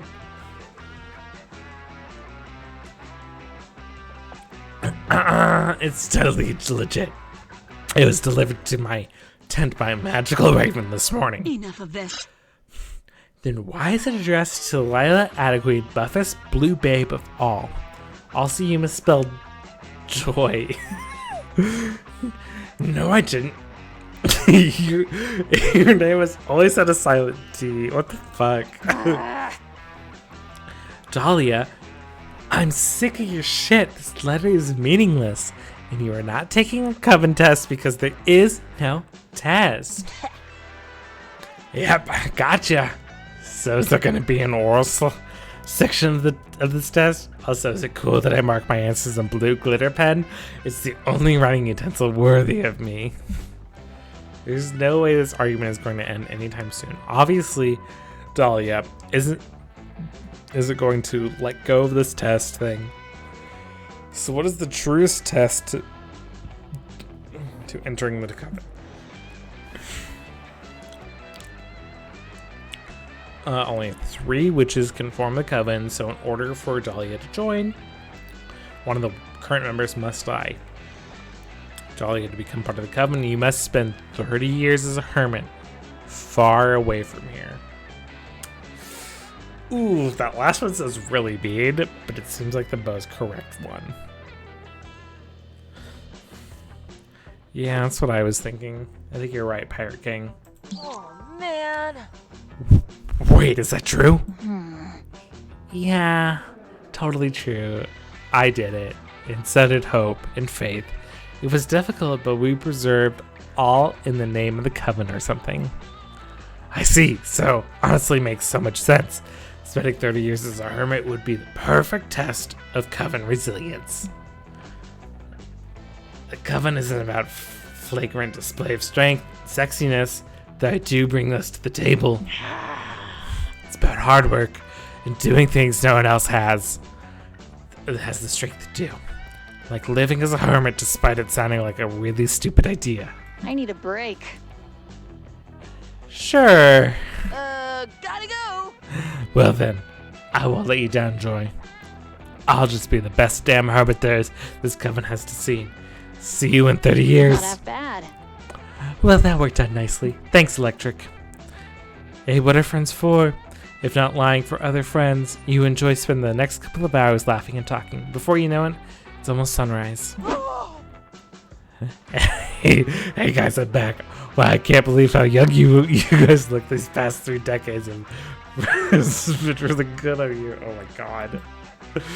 In any event, I'm happy to report that I'm back and ready to join the coven. I can't believe this. What? You've only been gone for like 7 hours tops. Oh shit, I clipped off of it. Are you serious? Fuck. Being a hermit is so boring. I could have sworn it's been at least a decade. There's no way I can do this. I can't spend 30 whole years living in the forest and eating wood. And wait, eating wood? Why were you eating wood? Because that's what hermits do. Duh. It's like their main thing. You will get this show canceled. Dahlia, are you thinking of termites? Oh, damn. I think I was. Silly me. Thanks for setting the record straight. So termites are the ones that eat wood. Hermits are the frogs who cheat on their pig girlfriends by having a giant man stick his hand up their asses, right? What? This game makes... What? That doesn't mean anything. What? Oh my god, no. Dahlia means Kermit. He made you explain how puppets work. Well, at least you get to spend the evening getting cozy with Joy. This game, you'd endure any weird sexual Muppet conversation to have that experience again. I can't believe I spent like 10 minutes talking to those guys. What does this mean? I'll use my skills. I'll take a gamble. I feel like I'm going to use my skills. Oh, shit. Sorry, Pirate King Rex. Alright, click use my skills. Welcome. You're new here. Don't fret. Let me explain how this works. This is wild yet simple. I have a selection of drinks at hand, yet hands come and go. There's little time to think. If you don't choose a drink quickly, someone else might take it from you. Push it or get pushed. Drinks are, look, choose whatever you want, but I'm not responsible for whatever you put in your mouth. I'll booze your trading for you to test my concoctions. It's somewhere between kind and reckless. So get ready for good luck. Oh, this might be okay.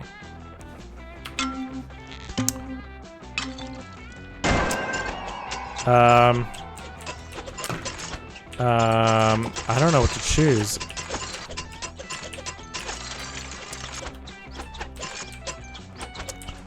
Shit. I have no idea what happened. Cosmopolitan. The Cosmopolitan received its name because it disrupts the very core of the cosmos. Thanks to it, any stat effect is now doubled for you. For better or for worse. Surprise on me!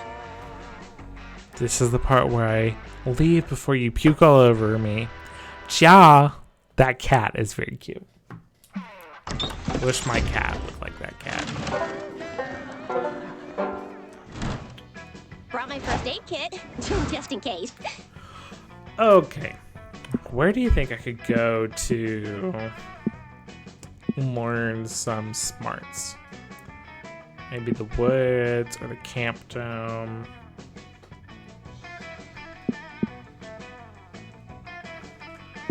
I feel like I need some smarts in my life. The woods? Alright, take your word for it.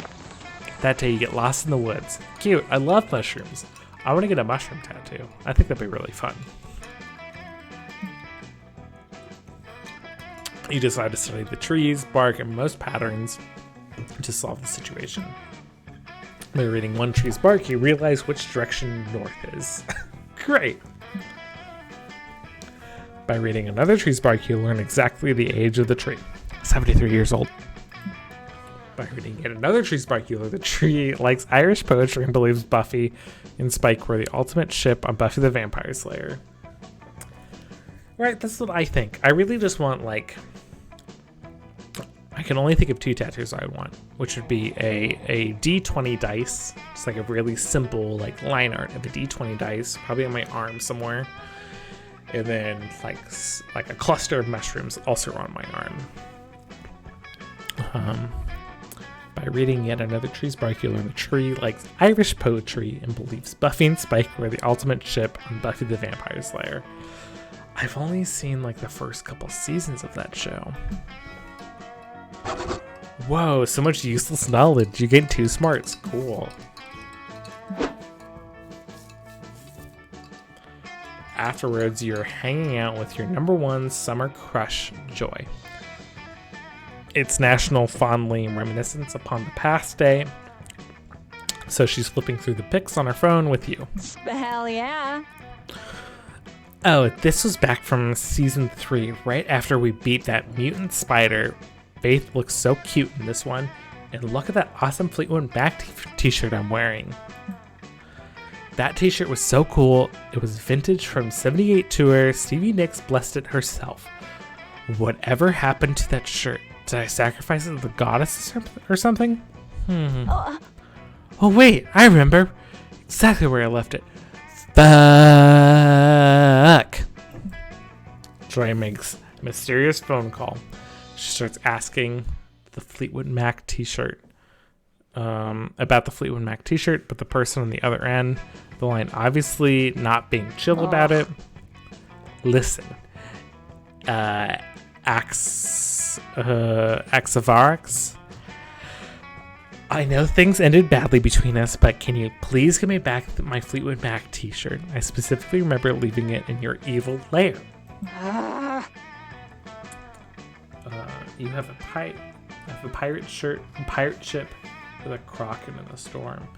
That's really cool. That's actually a pretty sweet sounding tattoo. I'd love to see it. Love tattoos. I've just never like been confident enough to get one myself because I feel like I'll like make a bad decision and end up hating it for the rest of my life. So I don't know. I'm overthinking it. I know which t-shirt I'm talking about. I didn't leave multiple t-shirts in your lair. No, there's definitely no need to discuss it in person. Do not portal here. Suddenly a magical portal opens and an objectively sexy centipede person. Centipede person emerges and they are giving off palpable villainous vibes. Oh man, you waited 7 years to get yours? Okay. So I'm glad that I'm not alone in like wanting to wait. Yoda, you think bad tattoos are cool? I guess so. I think it depends on the bad tattoo. Because I know, like, one of the people from, what's that movie where they just, like, hurt themselves? Jackass. He had, like, a tattoo of, like, a guy, like, fucking a baby or something. And then he turned into, like, an ostrich. I don't know. I feel like bad tattoos can, like, it just depends. There's a centipede person emerges and they're giving off palpable villainous vibes. Joy, baby, I've come to speak with you in person just like you wanted me to. You look so lovely as that day I wrapped you in my bug silk. I love her design. You look so cute. Enough of this. No, Zacharax. I specifically said that I did not want you to talk to you in person. You're doing that thing again where you gaslight me into spending time with you, which is bullshit. Electric, meet my ex, Zacharax. They're a magical evil centipede person I defeated back in season 3. I know they look hot, but don't let your guard down. They mind control everyone in Philadelphia and try to make all the citizens jump into a pit of centipede venom. Oh, you make me sound so evil, Joy, but that's all in the past now, gorgeous. You should focus on the present and this very important t-shirt debacle. Why don't we ditch this third wheel? You and I can go out for coffee and talk it over, or perhaps we can enjoy a romantic dinner. Do any restaurants around serve pre-chewed aphids? Ugh. Ugh. Xanax. If I get one coffee with you, do you promise to immediately hand over the t-shirt? Show me the shirt right now before I waste my time. Oh yes, let me check inside my carapace. Oops, silly me. Looks like I forgot to bring the shirt. Guess we'll have to keep hanging out until my portal spell recharges. Typical. I told you so many times that I am not okay with hanging out because we always end up getting back together. It's a toxic cycle, but fuck it. I really want that t-shirt. Zacharax is stressing out your potential thick goth GF. Unacceptable. Get that Fleetwood Mac t-shirt for Joy by any means necessary. Okay, set up a black market exclusive for buying and selling Joy's belongings. You'll trade for the shirt, call the police, and send out an Amber Alert for the t-shirt. Zacharax can't hide from the power of the vigilant community. It's not a good picture, but it's hard to take with my short T-Rex arms. Okay, I'll check it out. Oh, hell yeah. That is a dope tattoo. Pirate King. That's so cool. I love it.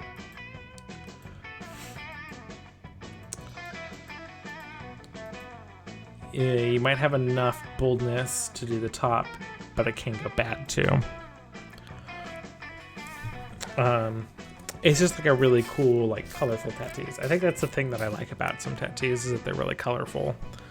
But it's really cool. I appreciate that tattoo. You know what? I think I'm gonna go for the top. It sounds like a pretty risky move, but we'll see. So bold. Hell yeah. You're going to make Joy's dreams come true through the dark powers of supply and demand. You get to work right away on your illegal Joy-themed black market. A few hours later, the black market is up and running. Literally everything on sale was once owned or touched by Joy. It's super fucking creepy. Jesus.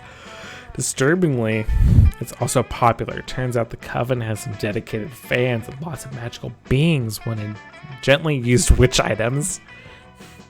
Come get Joy's genuine, authentic spell herbs found in her trash, screams one creepy salesman. I've also got Joy's chapstick that she lost on a road trip by her trade. Oh my god. This dark market is heaven on earth for Joy connoisseurs such as myself. I'm certain there shall be some merchandise I'm quite interested in acquiring. Luckily, I've got some very valuable Joy paraphernalia. I don't want to let go of this Fleetwood Mac t-shirt so soon, but if I see something that rather really catches my eye...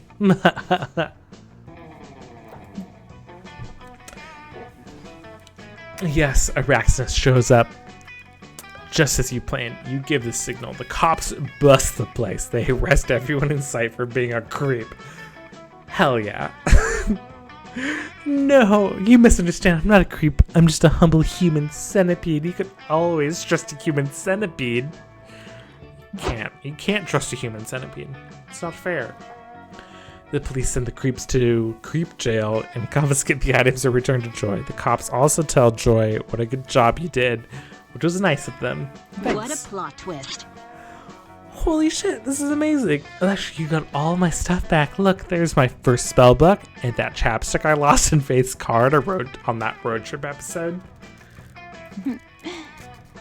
And oh my goodness, Fleetwood Mac t-shirt. Here it is. Yes, I can feel Stevie's powerful witch blessing radiate over me. I underestimated you. Thank you, Electric. You were super chill about my clingy centipede person X. You're pretty great, huh? I will get this thick goth GF. She's hot as hell. I would date her in a heartbeat if she was real, but I don't think so. Because I already have a boyfriend, so so that'd be weird. The mayor awards you +6 smarts. Oh my god. As a reward for your outstanding work on Operation Black Market Creep Raid. Also, you made Joy super happy, so yay!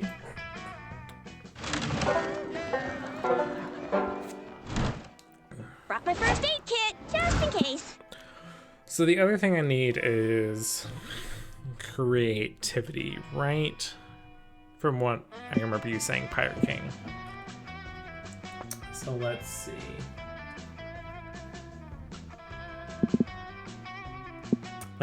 Yoda, you know why you're watching.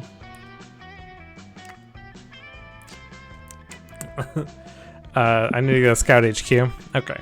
Yoda, you are my boyfriend. That's why you're watching.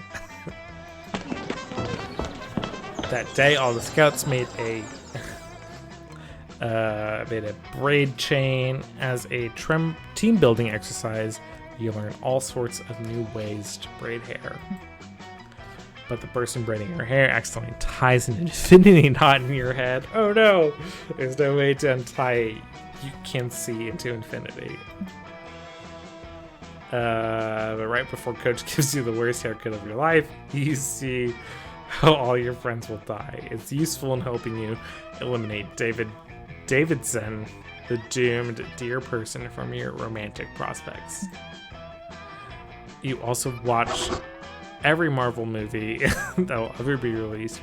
You gain +2 creativity for witnessing so many plot twists. Thank God. Later, you're looking around for Joy. Just finished reading her copy of How to Be Slightly Better Friends Despite Your Suffocating Horniness by Dr. Hugh J. Boner, MD. Excellent. Ooh, love that outfit. You see Joy nearby. She's quietly reading, and you've learned that it's rude to interrupt, so you give the book back and turn to go. Yay, you showed basic respect for your friend. Wait, Electric, is that you? You're just going to leave without introducing any absurd high-stakes shenanigans? Come on, dude, don't be shy. You're always enticing the anger of dark evil forces, and I always save you thanks to my magical powers and impeccable leadership. You tell Joy that you don't really have any urgent misadventures going on. Ever since you stabbed that ghost in the face last week, things around camp have been pretty chill. Jesus. Oh well, I guess that's good. I mean, it's not like I was hoping you were possessed by an eldritch horror so I could cleanse you and save the world from a primal evil. In fact, I'm happy that you're not interrupting me with your life or death narrative stakes. I was technically supposed to take the summer off, so I guess I'll relax. Joy is so cute, and also low-key workaholic. You remind her that she defeated Dimitri and Morty's plan to poison the water supply last week. That was enough heroics, right? Electric, you're totally right. Dimitri and Morty are my closest official nemesis. We should head over to Camp Rival Camp right away. We can spy Dimitri and Morty and make sure they're not plotting the end of the world or the rise of the dark side or anything like that. Great idea, Electric. Not what you meant, but whatever. You follow Joy to Camp Rival Camp, and you two hide out in the bushes right away. Right away, you spot Dimitri and Morty. Need to drink some water. Oh my god, this drawing is so cute. I love it. Check out those fiendish, muscular veins. Villains, they're clearly planning something of an evil scheme. Just look at them. They're using the sword to make adorable origami animals?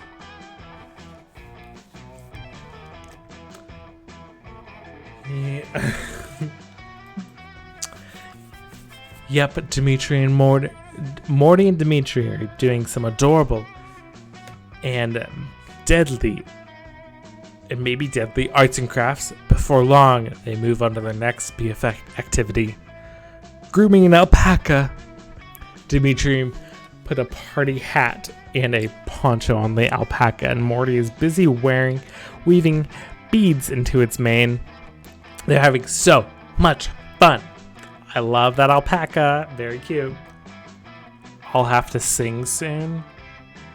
Oh god, I don't have a good singing voice, but we'll give it a shot. Okay, I know it doesn't look like they're being evil, but what if that's a sacrificial alpaca?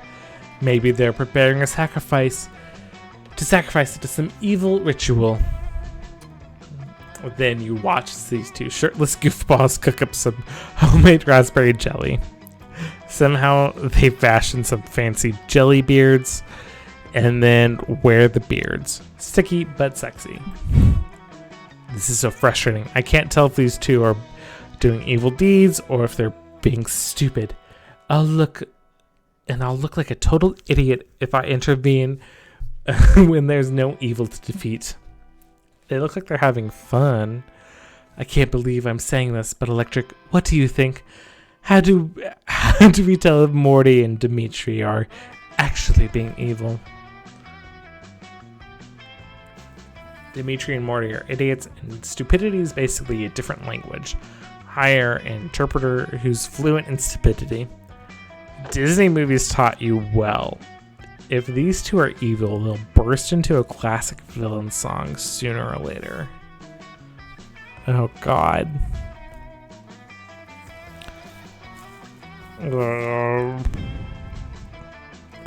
How do I choose the right one? I feel like the top one is best based on my stats, but I don't know.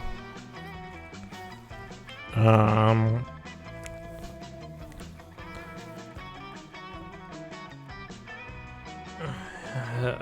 don't know. You have the bottom. You have the fun for bottom.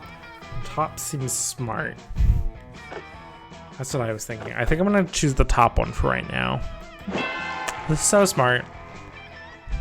Okay, that's good. Huh. Someone who's fluent in stupidity? It's interesting, but I'm sure who we... Oh my goodness, I know exactly who we can ask. You know exactly who she means. You get out your phone and call. Oh my god, Scott's here. Hey, Scott. Oh, it's so cute. Hey guys. Hey guys, thanks for asking me to hang out in Camp Rivals Camp's bushes. I love hanging out in these bushes. It's sometimes peeing on them. Thanks, Scott. Thanks for coming, Scott. Electric and I have a favor to ask you. You know how you're a really good boy, right? Yes, yes, yes. I'm a really, really, really good boy. Good boy, yes I am. Since you're such a good boy, we want you to go talk to Dimitri and Morty right over there. Then come back here and tell us if they're planning anything nefarious. Got it?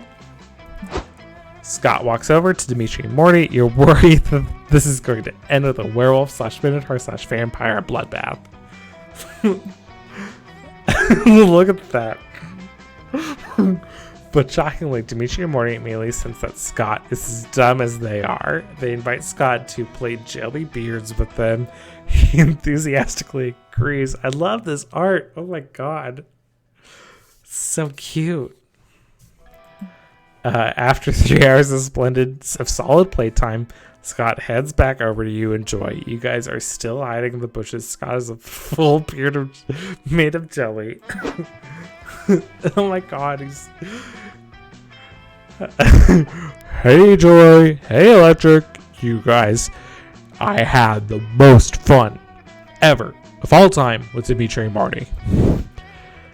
Did you know that you can make a peanut butter and jelly sandwich using only peanut butter, bread, and a beard made of raspberry jelly? God, this warms my cynical heart. Sounds like you three had a lot of wholesome, non-evil fun together. Joy, can I please play with Dimitri and Morty? Please, please, please, please, please. Of course you can. Thanks again for your help, Scott. You're a good boy, and you're a great friend. Wow, that was deeply adorable. A stupidity interpreter was actually a pretty great idea, Electric. Thanks. I have to admit, maybe I've been a little too obsessed with saving the day all the time. I'm officially going to take the rest of the day off. Maybe we could spend it together? You spend a romantic afternoon with Joy and Scott. And Scott makes you a custom jelly beard. You eat your own beard and get +4 charm and +2 boldness. Hell yeah. That was way too cute.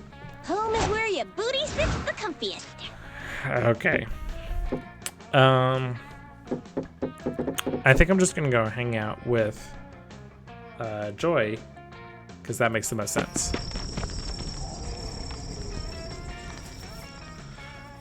You head over to the campfire to roast the exotic bug shish kebab you've been lovingly crafted when you see Joy and Calculuster writing in a notebook. We put fire extinguishers under every log so responsible campers can stop reckless ones. How do I make a computer voice? Or we can put the campfire out immediately to prevent the need for fire extinguishers at all. Oh, hello, friend Electric. Friend Joy and I were brainstorming ways to make the campfire a safer place for all our friends.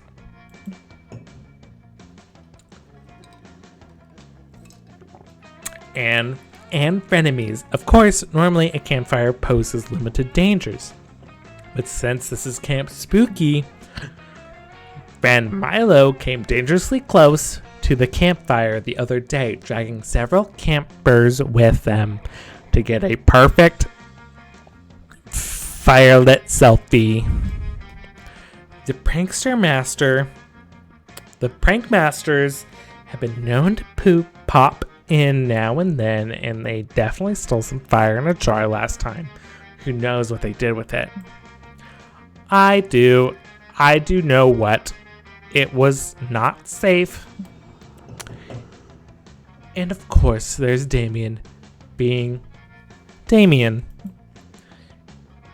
And friend Dahlia being friend Dahlia. So, with all that in mind, we need a way to keep people to be safe around the fire. Or make the fire itself safer. No, Calculuster, I told you, fires don't hurt monsters. Monsters hurt monsters. Well, that logic doesn't add up completely. And you suspect it's just Joy being a bit tipsy and not thinking things through. Time to find a better solution. You're right, Calculuster.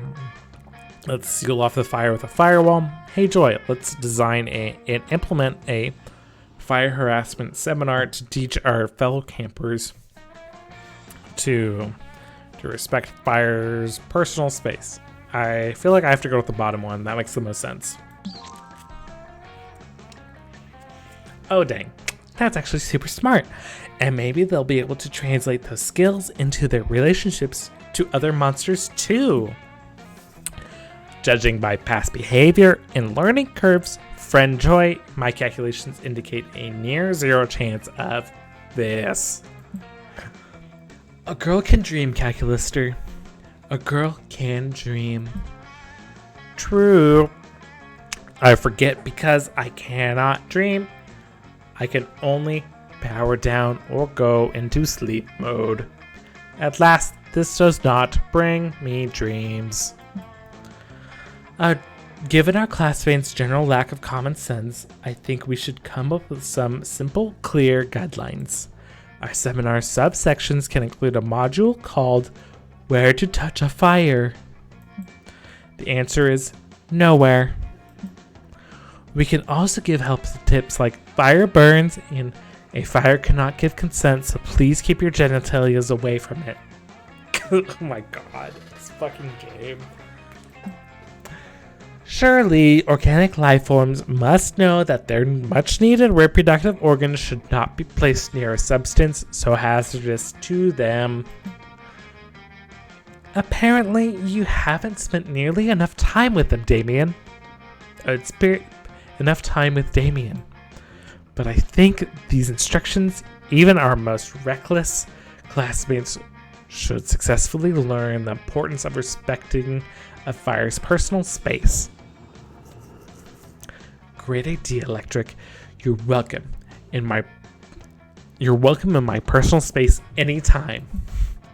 By which I mean you can sit next to me around the campfire. For now. Joy winks at you. And the feeling it gives you it's warmer than the glow from any campfire. Oh. Bring out your flasks. I'll use my skills. I'll take a gamble. Okay, I'm gonna try to take a gamble this time. See what that brings. Welcome. You're new here, don't fret. Let me explain how this works. I'll prepare you a drink. The drink of the day. You may choose to drink that one. But if you're not interested, you're lucky there's a mystery box with a second option. Could be better, it could be worse, but one thing is, for sure, it'll be mysterious. And these drinks, look, choose whatever you want, but I'm not responsible for whatever you put in your mouth. I'm a wizard in training.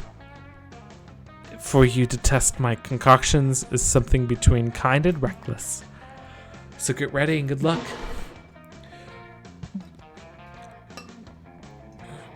A margarita. No idea if you get the recipe right and want to try it. Otherwise, you always have the mystery box.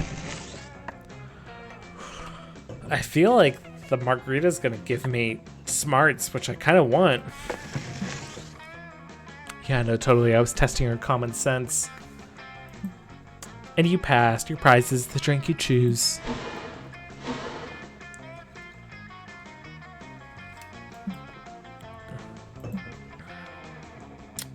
To think that by drinking a brain you'll absorb its smarts is a bit simplistic. But hey, that's actually what happens. Okram's razor at its finest. This round's on me! Oh my god, I'm so smart now. 18? Jesus.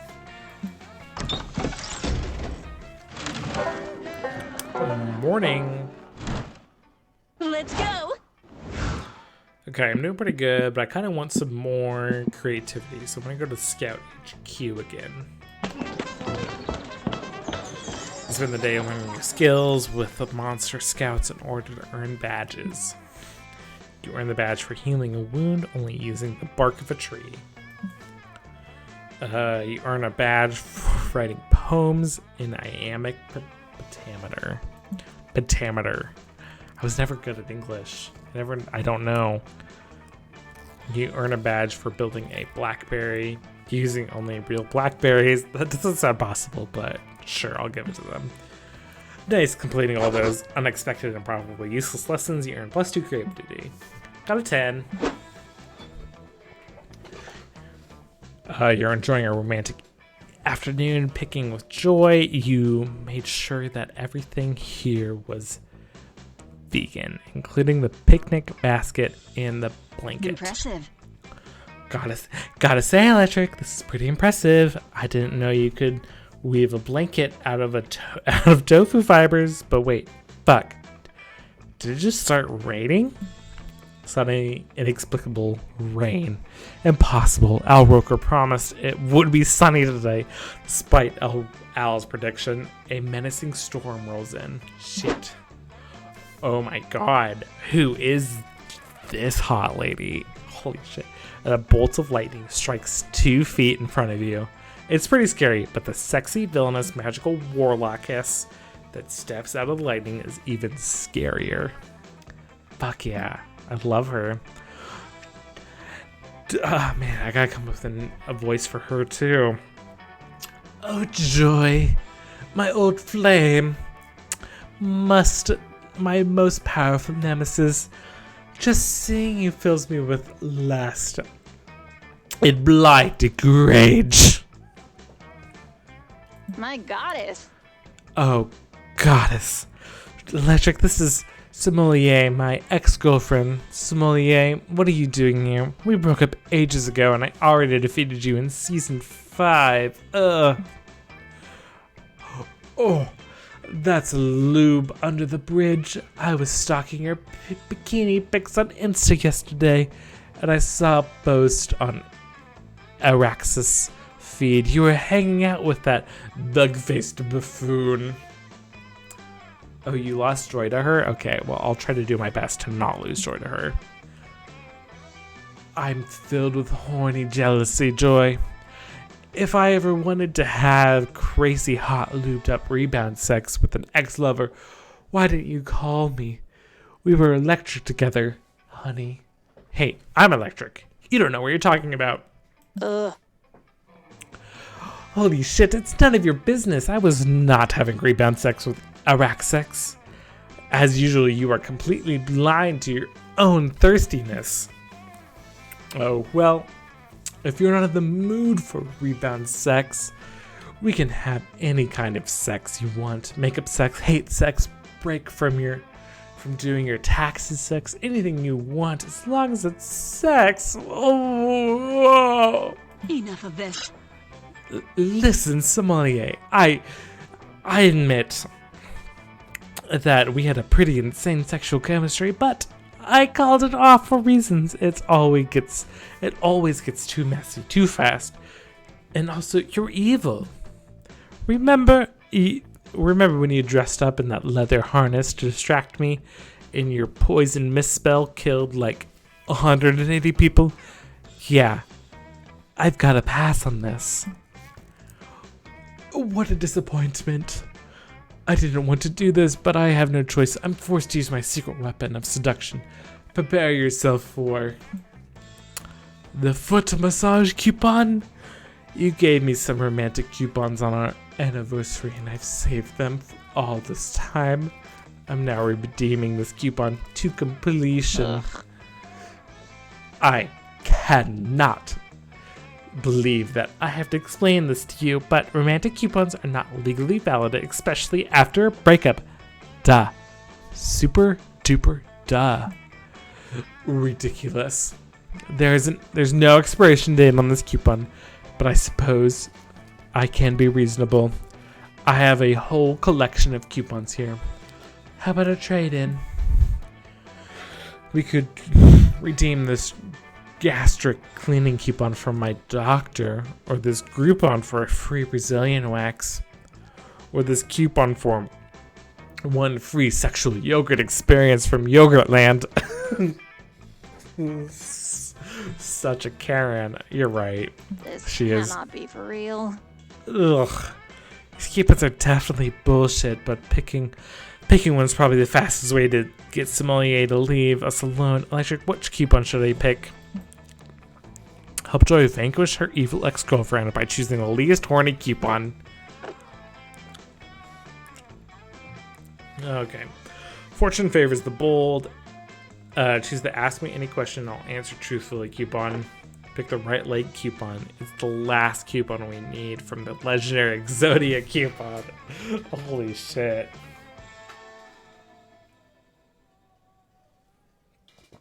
Oh, hi, Muffin. My kitty cat is at my feet. I feel like the top one is pretty like sexual based, but the right leg coupon is also just like their whole right leg. Okay, you know what? I'm gonna follow your word, Pirate King. I'm gonna go with the top right, or the top one, based on my boldness. Okay, that was not bad. So bold. Wow, seriously, the truth coupon is the most dangerous coupon in the whole bunch. Electric, I didn't realize you were so bad. Here's my kitty, by the way. This is Muffin. He is gonna bug me for the rest of the night, apparently. Goodbye. I'm surprised myself. I never thought your little friend would recommend something so bold. Are you sure that you don't want to choose the threesome coupon? No. I trust Electric. I'll let you redeem the ask me any question and I'll answer truthfully coupon. And do your worst, sommelier. I love my kitty too. He's really cute, but he can be annoying sometimes. He's very needy. Oh, this is just too delicious, Joy. Do you really swear that you'll answer my question truthfully? I'll get blue walls if you lie to me. Hell yeah. Yes, I'll answer your question truthfully. It's a witch's promise. You have 5 cats, Pirate? Whoa, that's crazy. I only have the 1, and I do want a dog at some point. Cats are pretty great. Here's Muffin again. He's up on my counter, or my table.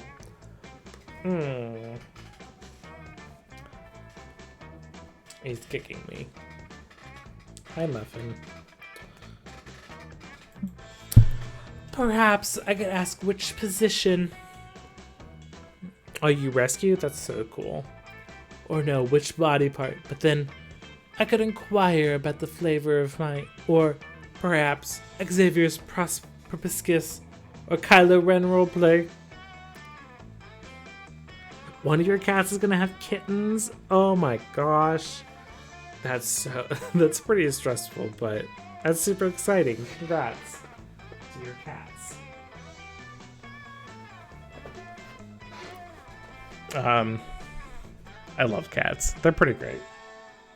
I complained about my cat a lot, but I still love him no matter what.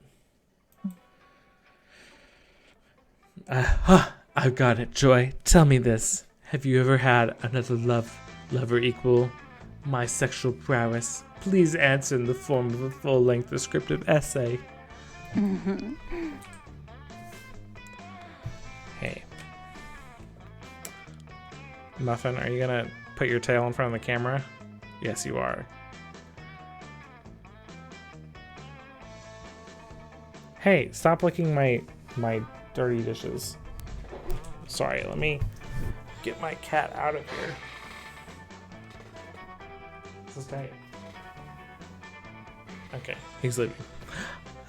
Oh, goddess above, gotta say. Electric, you're a fucking genius. Sommelier, I'm not comfortable answering that question. You'll just have to keep wondering. No! You gave me a witch's promise. You beautiful lag slut. Read the coupon.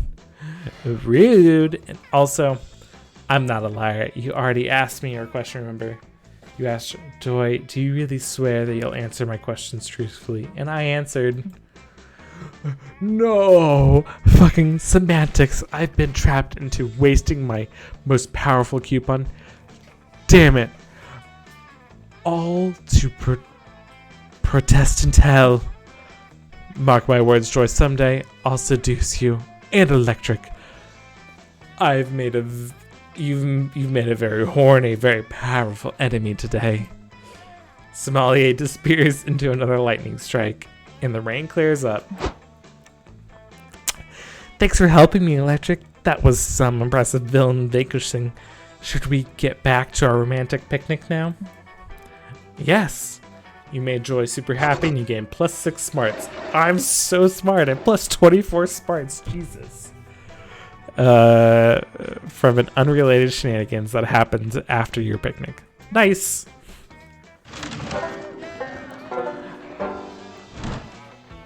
So many places to go. Okay, I'm just gonna go back to HQ to get some more creativity.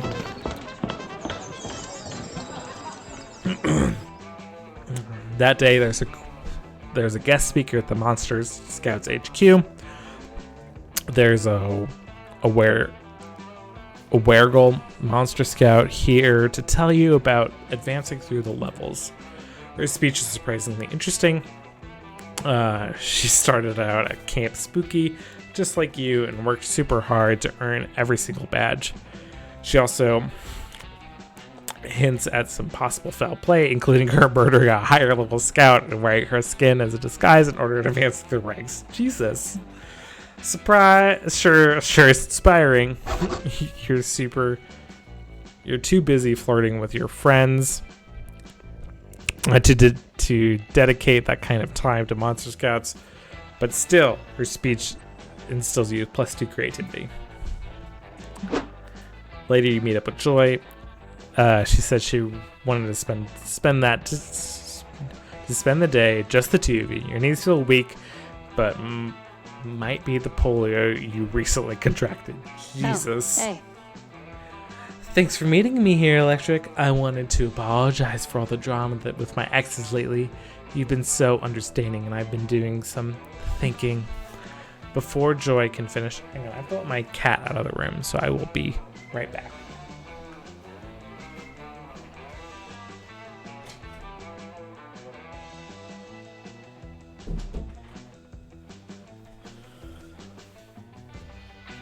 Before Joy can finish, a strange purple slime hole opens up right in front of you. There are palpable waves of angst and resentment radiating out of it. Oh shit. Well, if it isn't my ex-girlfriend Joy Johnson Johima, all known as the witch who drowned my heart in the obsidian ink of emotional betrayal. Ugh. Hey, Gerard, it's nice to see you too, I guess. What are you doing here? How are you doing? Psh, I'm not okay, I promise. In the dark of twilight, I look into the mirror and I did not like what I see. I did not like what I saw, so I began online shopping for the darkest shade of black eyeliner available. And I saw this post on my Insta feed. You're with Sommelier now, Joy? Seriously? Yet another one of your ice-cold treasons of passion, another stab to the heart. Holy shit. I am this close to deleting my Instagram. Not that it's any of your business, Gerard, but no, I am not with Sommelier. Did not give her permission to post that. There's so much drama in this girl, and I kind of like it. Whatever. You're just deceiving me again. It reminds me of when I was a young boy and my father took me into the city to see a lying whore named Joy. What a dick. Hey. Even though this guy clearly has an amazing fashion sense, you gotta step in. You tell Gerard that he needs to be respectful of Joy, or you'll give him polio.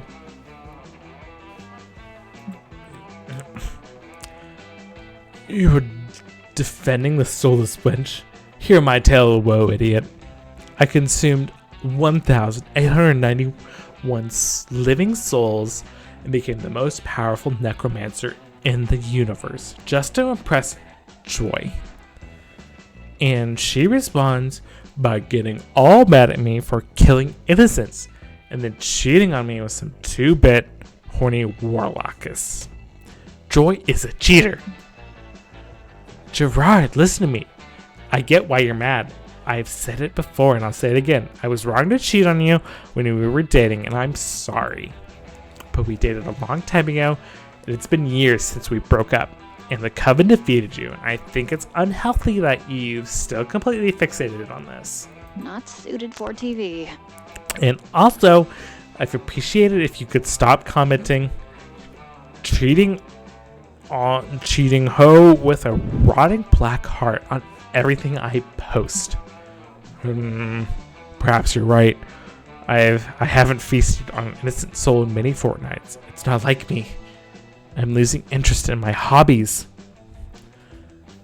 Since you were the grand architect of my pain, I expect you'll have some method to sew my shattered psyche back together. I guess it's the least I could do. Electric and I will help you move on by any ideas, Electric? Okay. Get Gerard a date. Getting laid won't heal his broken heart completely, but hey, it's smart. It's as a start. It's time to get even. Joy and Gerard should play Monopoly together, and Gerard should be allowed to cheat. Fair is fair. Man, I feel like the top one's the best option. Like, the bottom one seems like it needs fun, which I don't have. Top one seems smart or bold or creative. So I'm gonna choose top. Oh, cool, pirate. You agree with me. I think bottom needs fun, so top is the best. Cool. I'll go with the top then. You know what you're doing, don't you? So bold. Huh, that could actually work. Thanks for suggesting an actual idea instead of extremely absurd, improbable, random bullshit. Gotta say, it's refreshing. Hell yeah. This thick-ass goth is mine. Hell yeah. What do you think, Gerard? Ready for a rebound? I'm not entirely imposed with the idea, but I refuse to lower my standards by even a millimeter. My new romantic partner must be a true paramour. I need paramour. Fair enough. You asked Gerard to describe his ideal romantic partner. I guess I've never thought about it before, as my heartbreak has been far too consuming. But I know one thing, no more heroes. She must be evil through and through. My future boo should be able to stare into the abyss of the cold, unfeeling universe. She knows death, she knows war, she is immortal beyond the human realm. Also, I know it's somewhat kinky, but I should be able to suck her soul a little bit without causing it to collapse. Jesus. Oh, this is hopeless. Such a goddess does not exist. Ooh, baby, you know the perfect match for him. For Gerard, you whip out your phone and set him up with Faradaltra, an ancient heathen, deity of destruction. Ah, damn, this Faradalt demon looks both evil and enticing. I'm off to my date, and Joy, don't cry. I don't love you like I loved you yesterday. It's better this way. Impressive. Wow, that was the happiest I've seen Jared. And actually, that is the happiest I've ever seen him. I really hope he can move on. He's definitely evil, but deep down, I think there's some good inside of him. I've dated a lot of villains, and lately, it's been really nice to see an ally of justice and truth by my side. We make a pretty good team, huh? Listen, Electric, do me a favor. Close your eyes. Oh my god, you have no idea what's about to happen, but your crush on Joy has never been this intense. You close your eyes. Your body is awash with warm, comfortable, pleasant sensation. Joy casts a spell on you. It cured your polio. Hell yeah. God, plus 2 creativity. It was hot as fuck. Congrats, babe. I got rid of my polio. Hell yeah.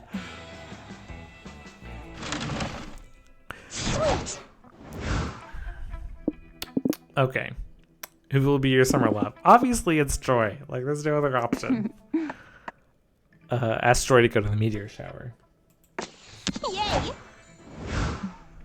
You go check on your favorite witch. Hey, Electric.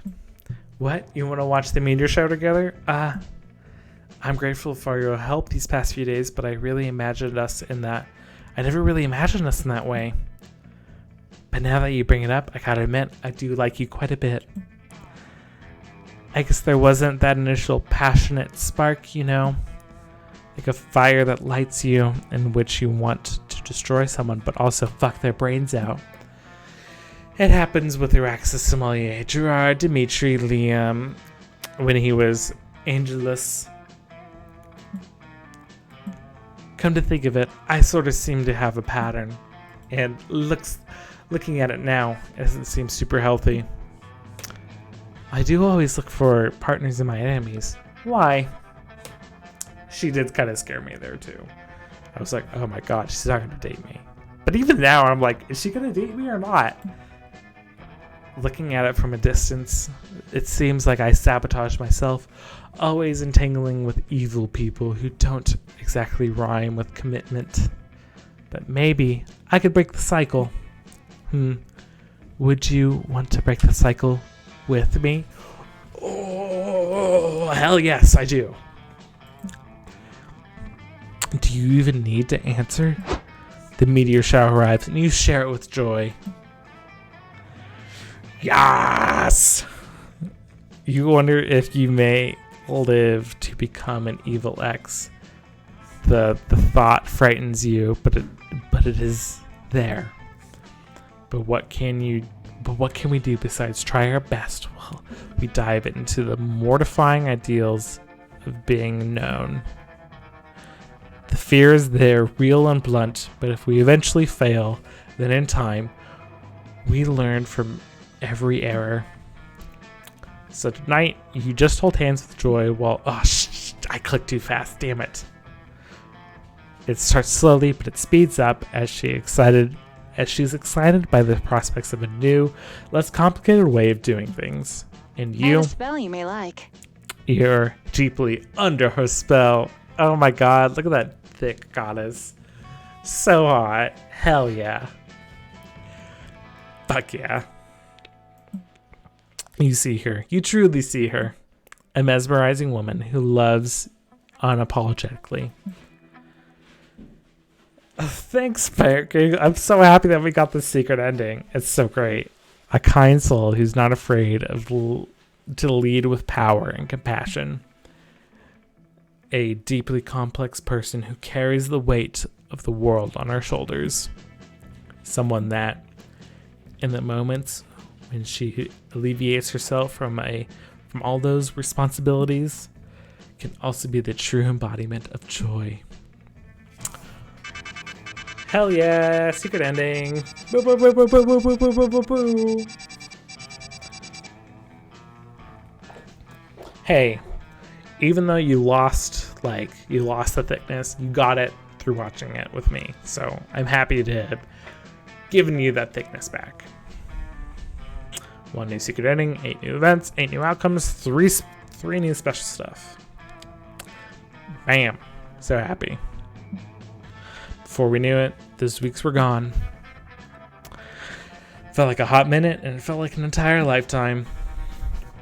That night, as we saw summer coming to an end, we all wondered what would come for us. It felt like the end of something big. Little did we know, life still had many wonders and misadventures for us in store. Now I'm older and I can see it. Those years became the foundation and mythology of our lives. Broken hearts turned tragedies sung for centuries. Wild nights became epics treasured forever. Every kiss and every laugh is now a constellation we'll always find while gazing into the starry night sky. No matter how many years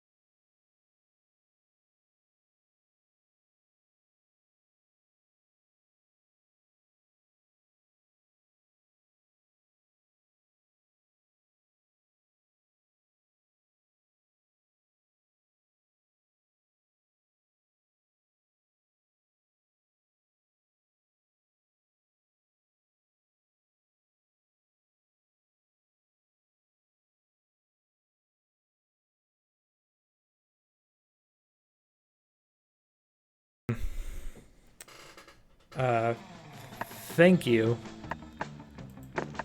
Oh, my cat jumped on my shoulders. All right. You guys, you have a good evening, and I hope you guys have a great night and a good Sunday or Monday. And I will talk to you guys later. Have a good one.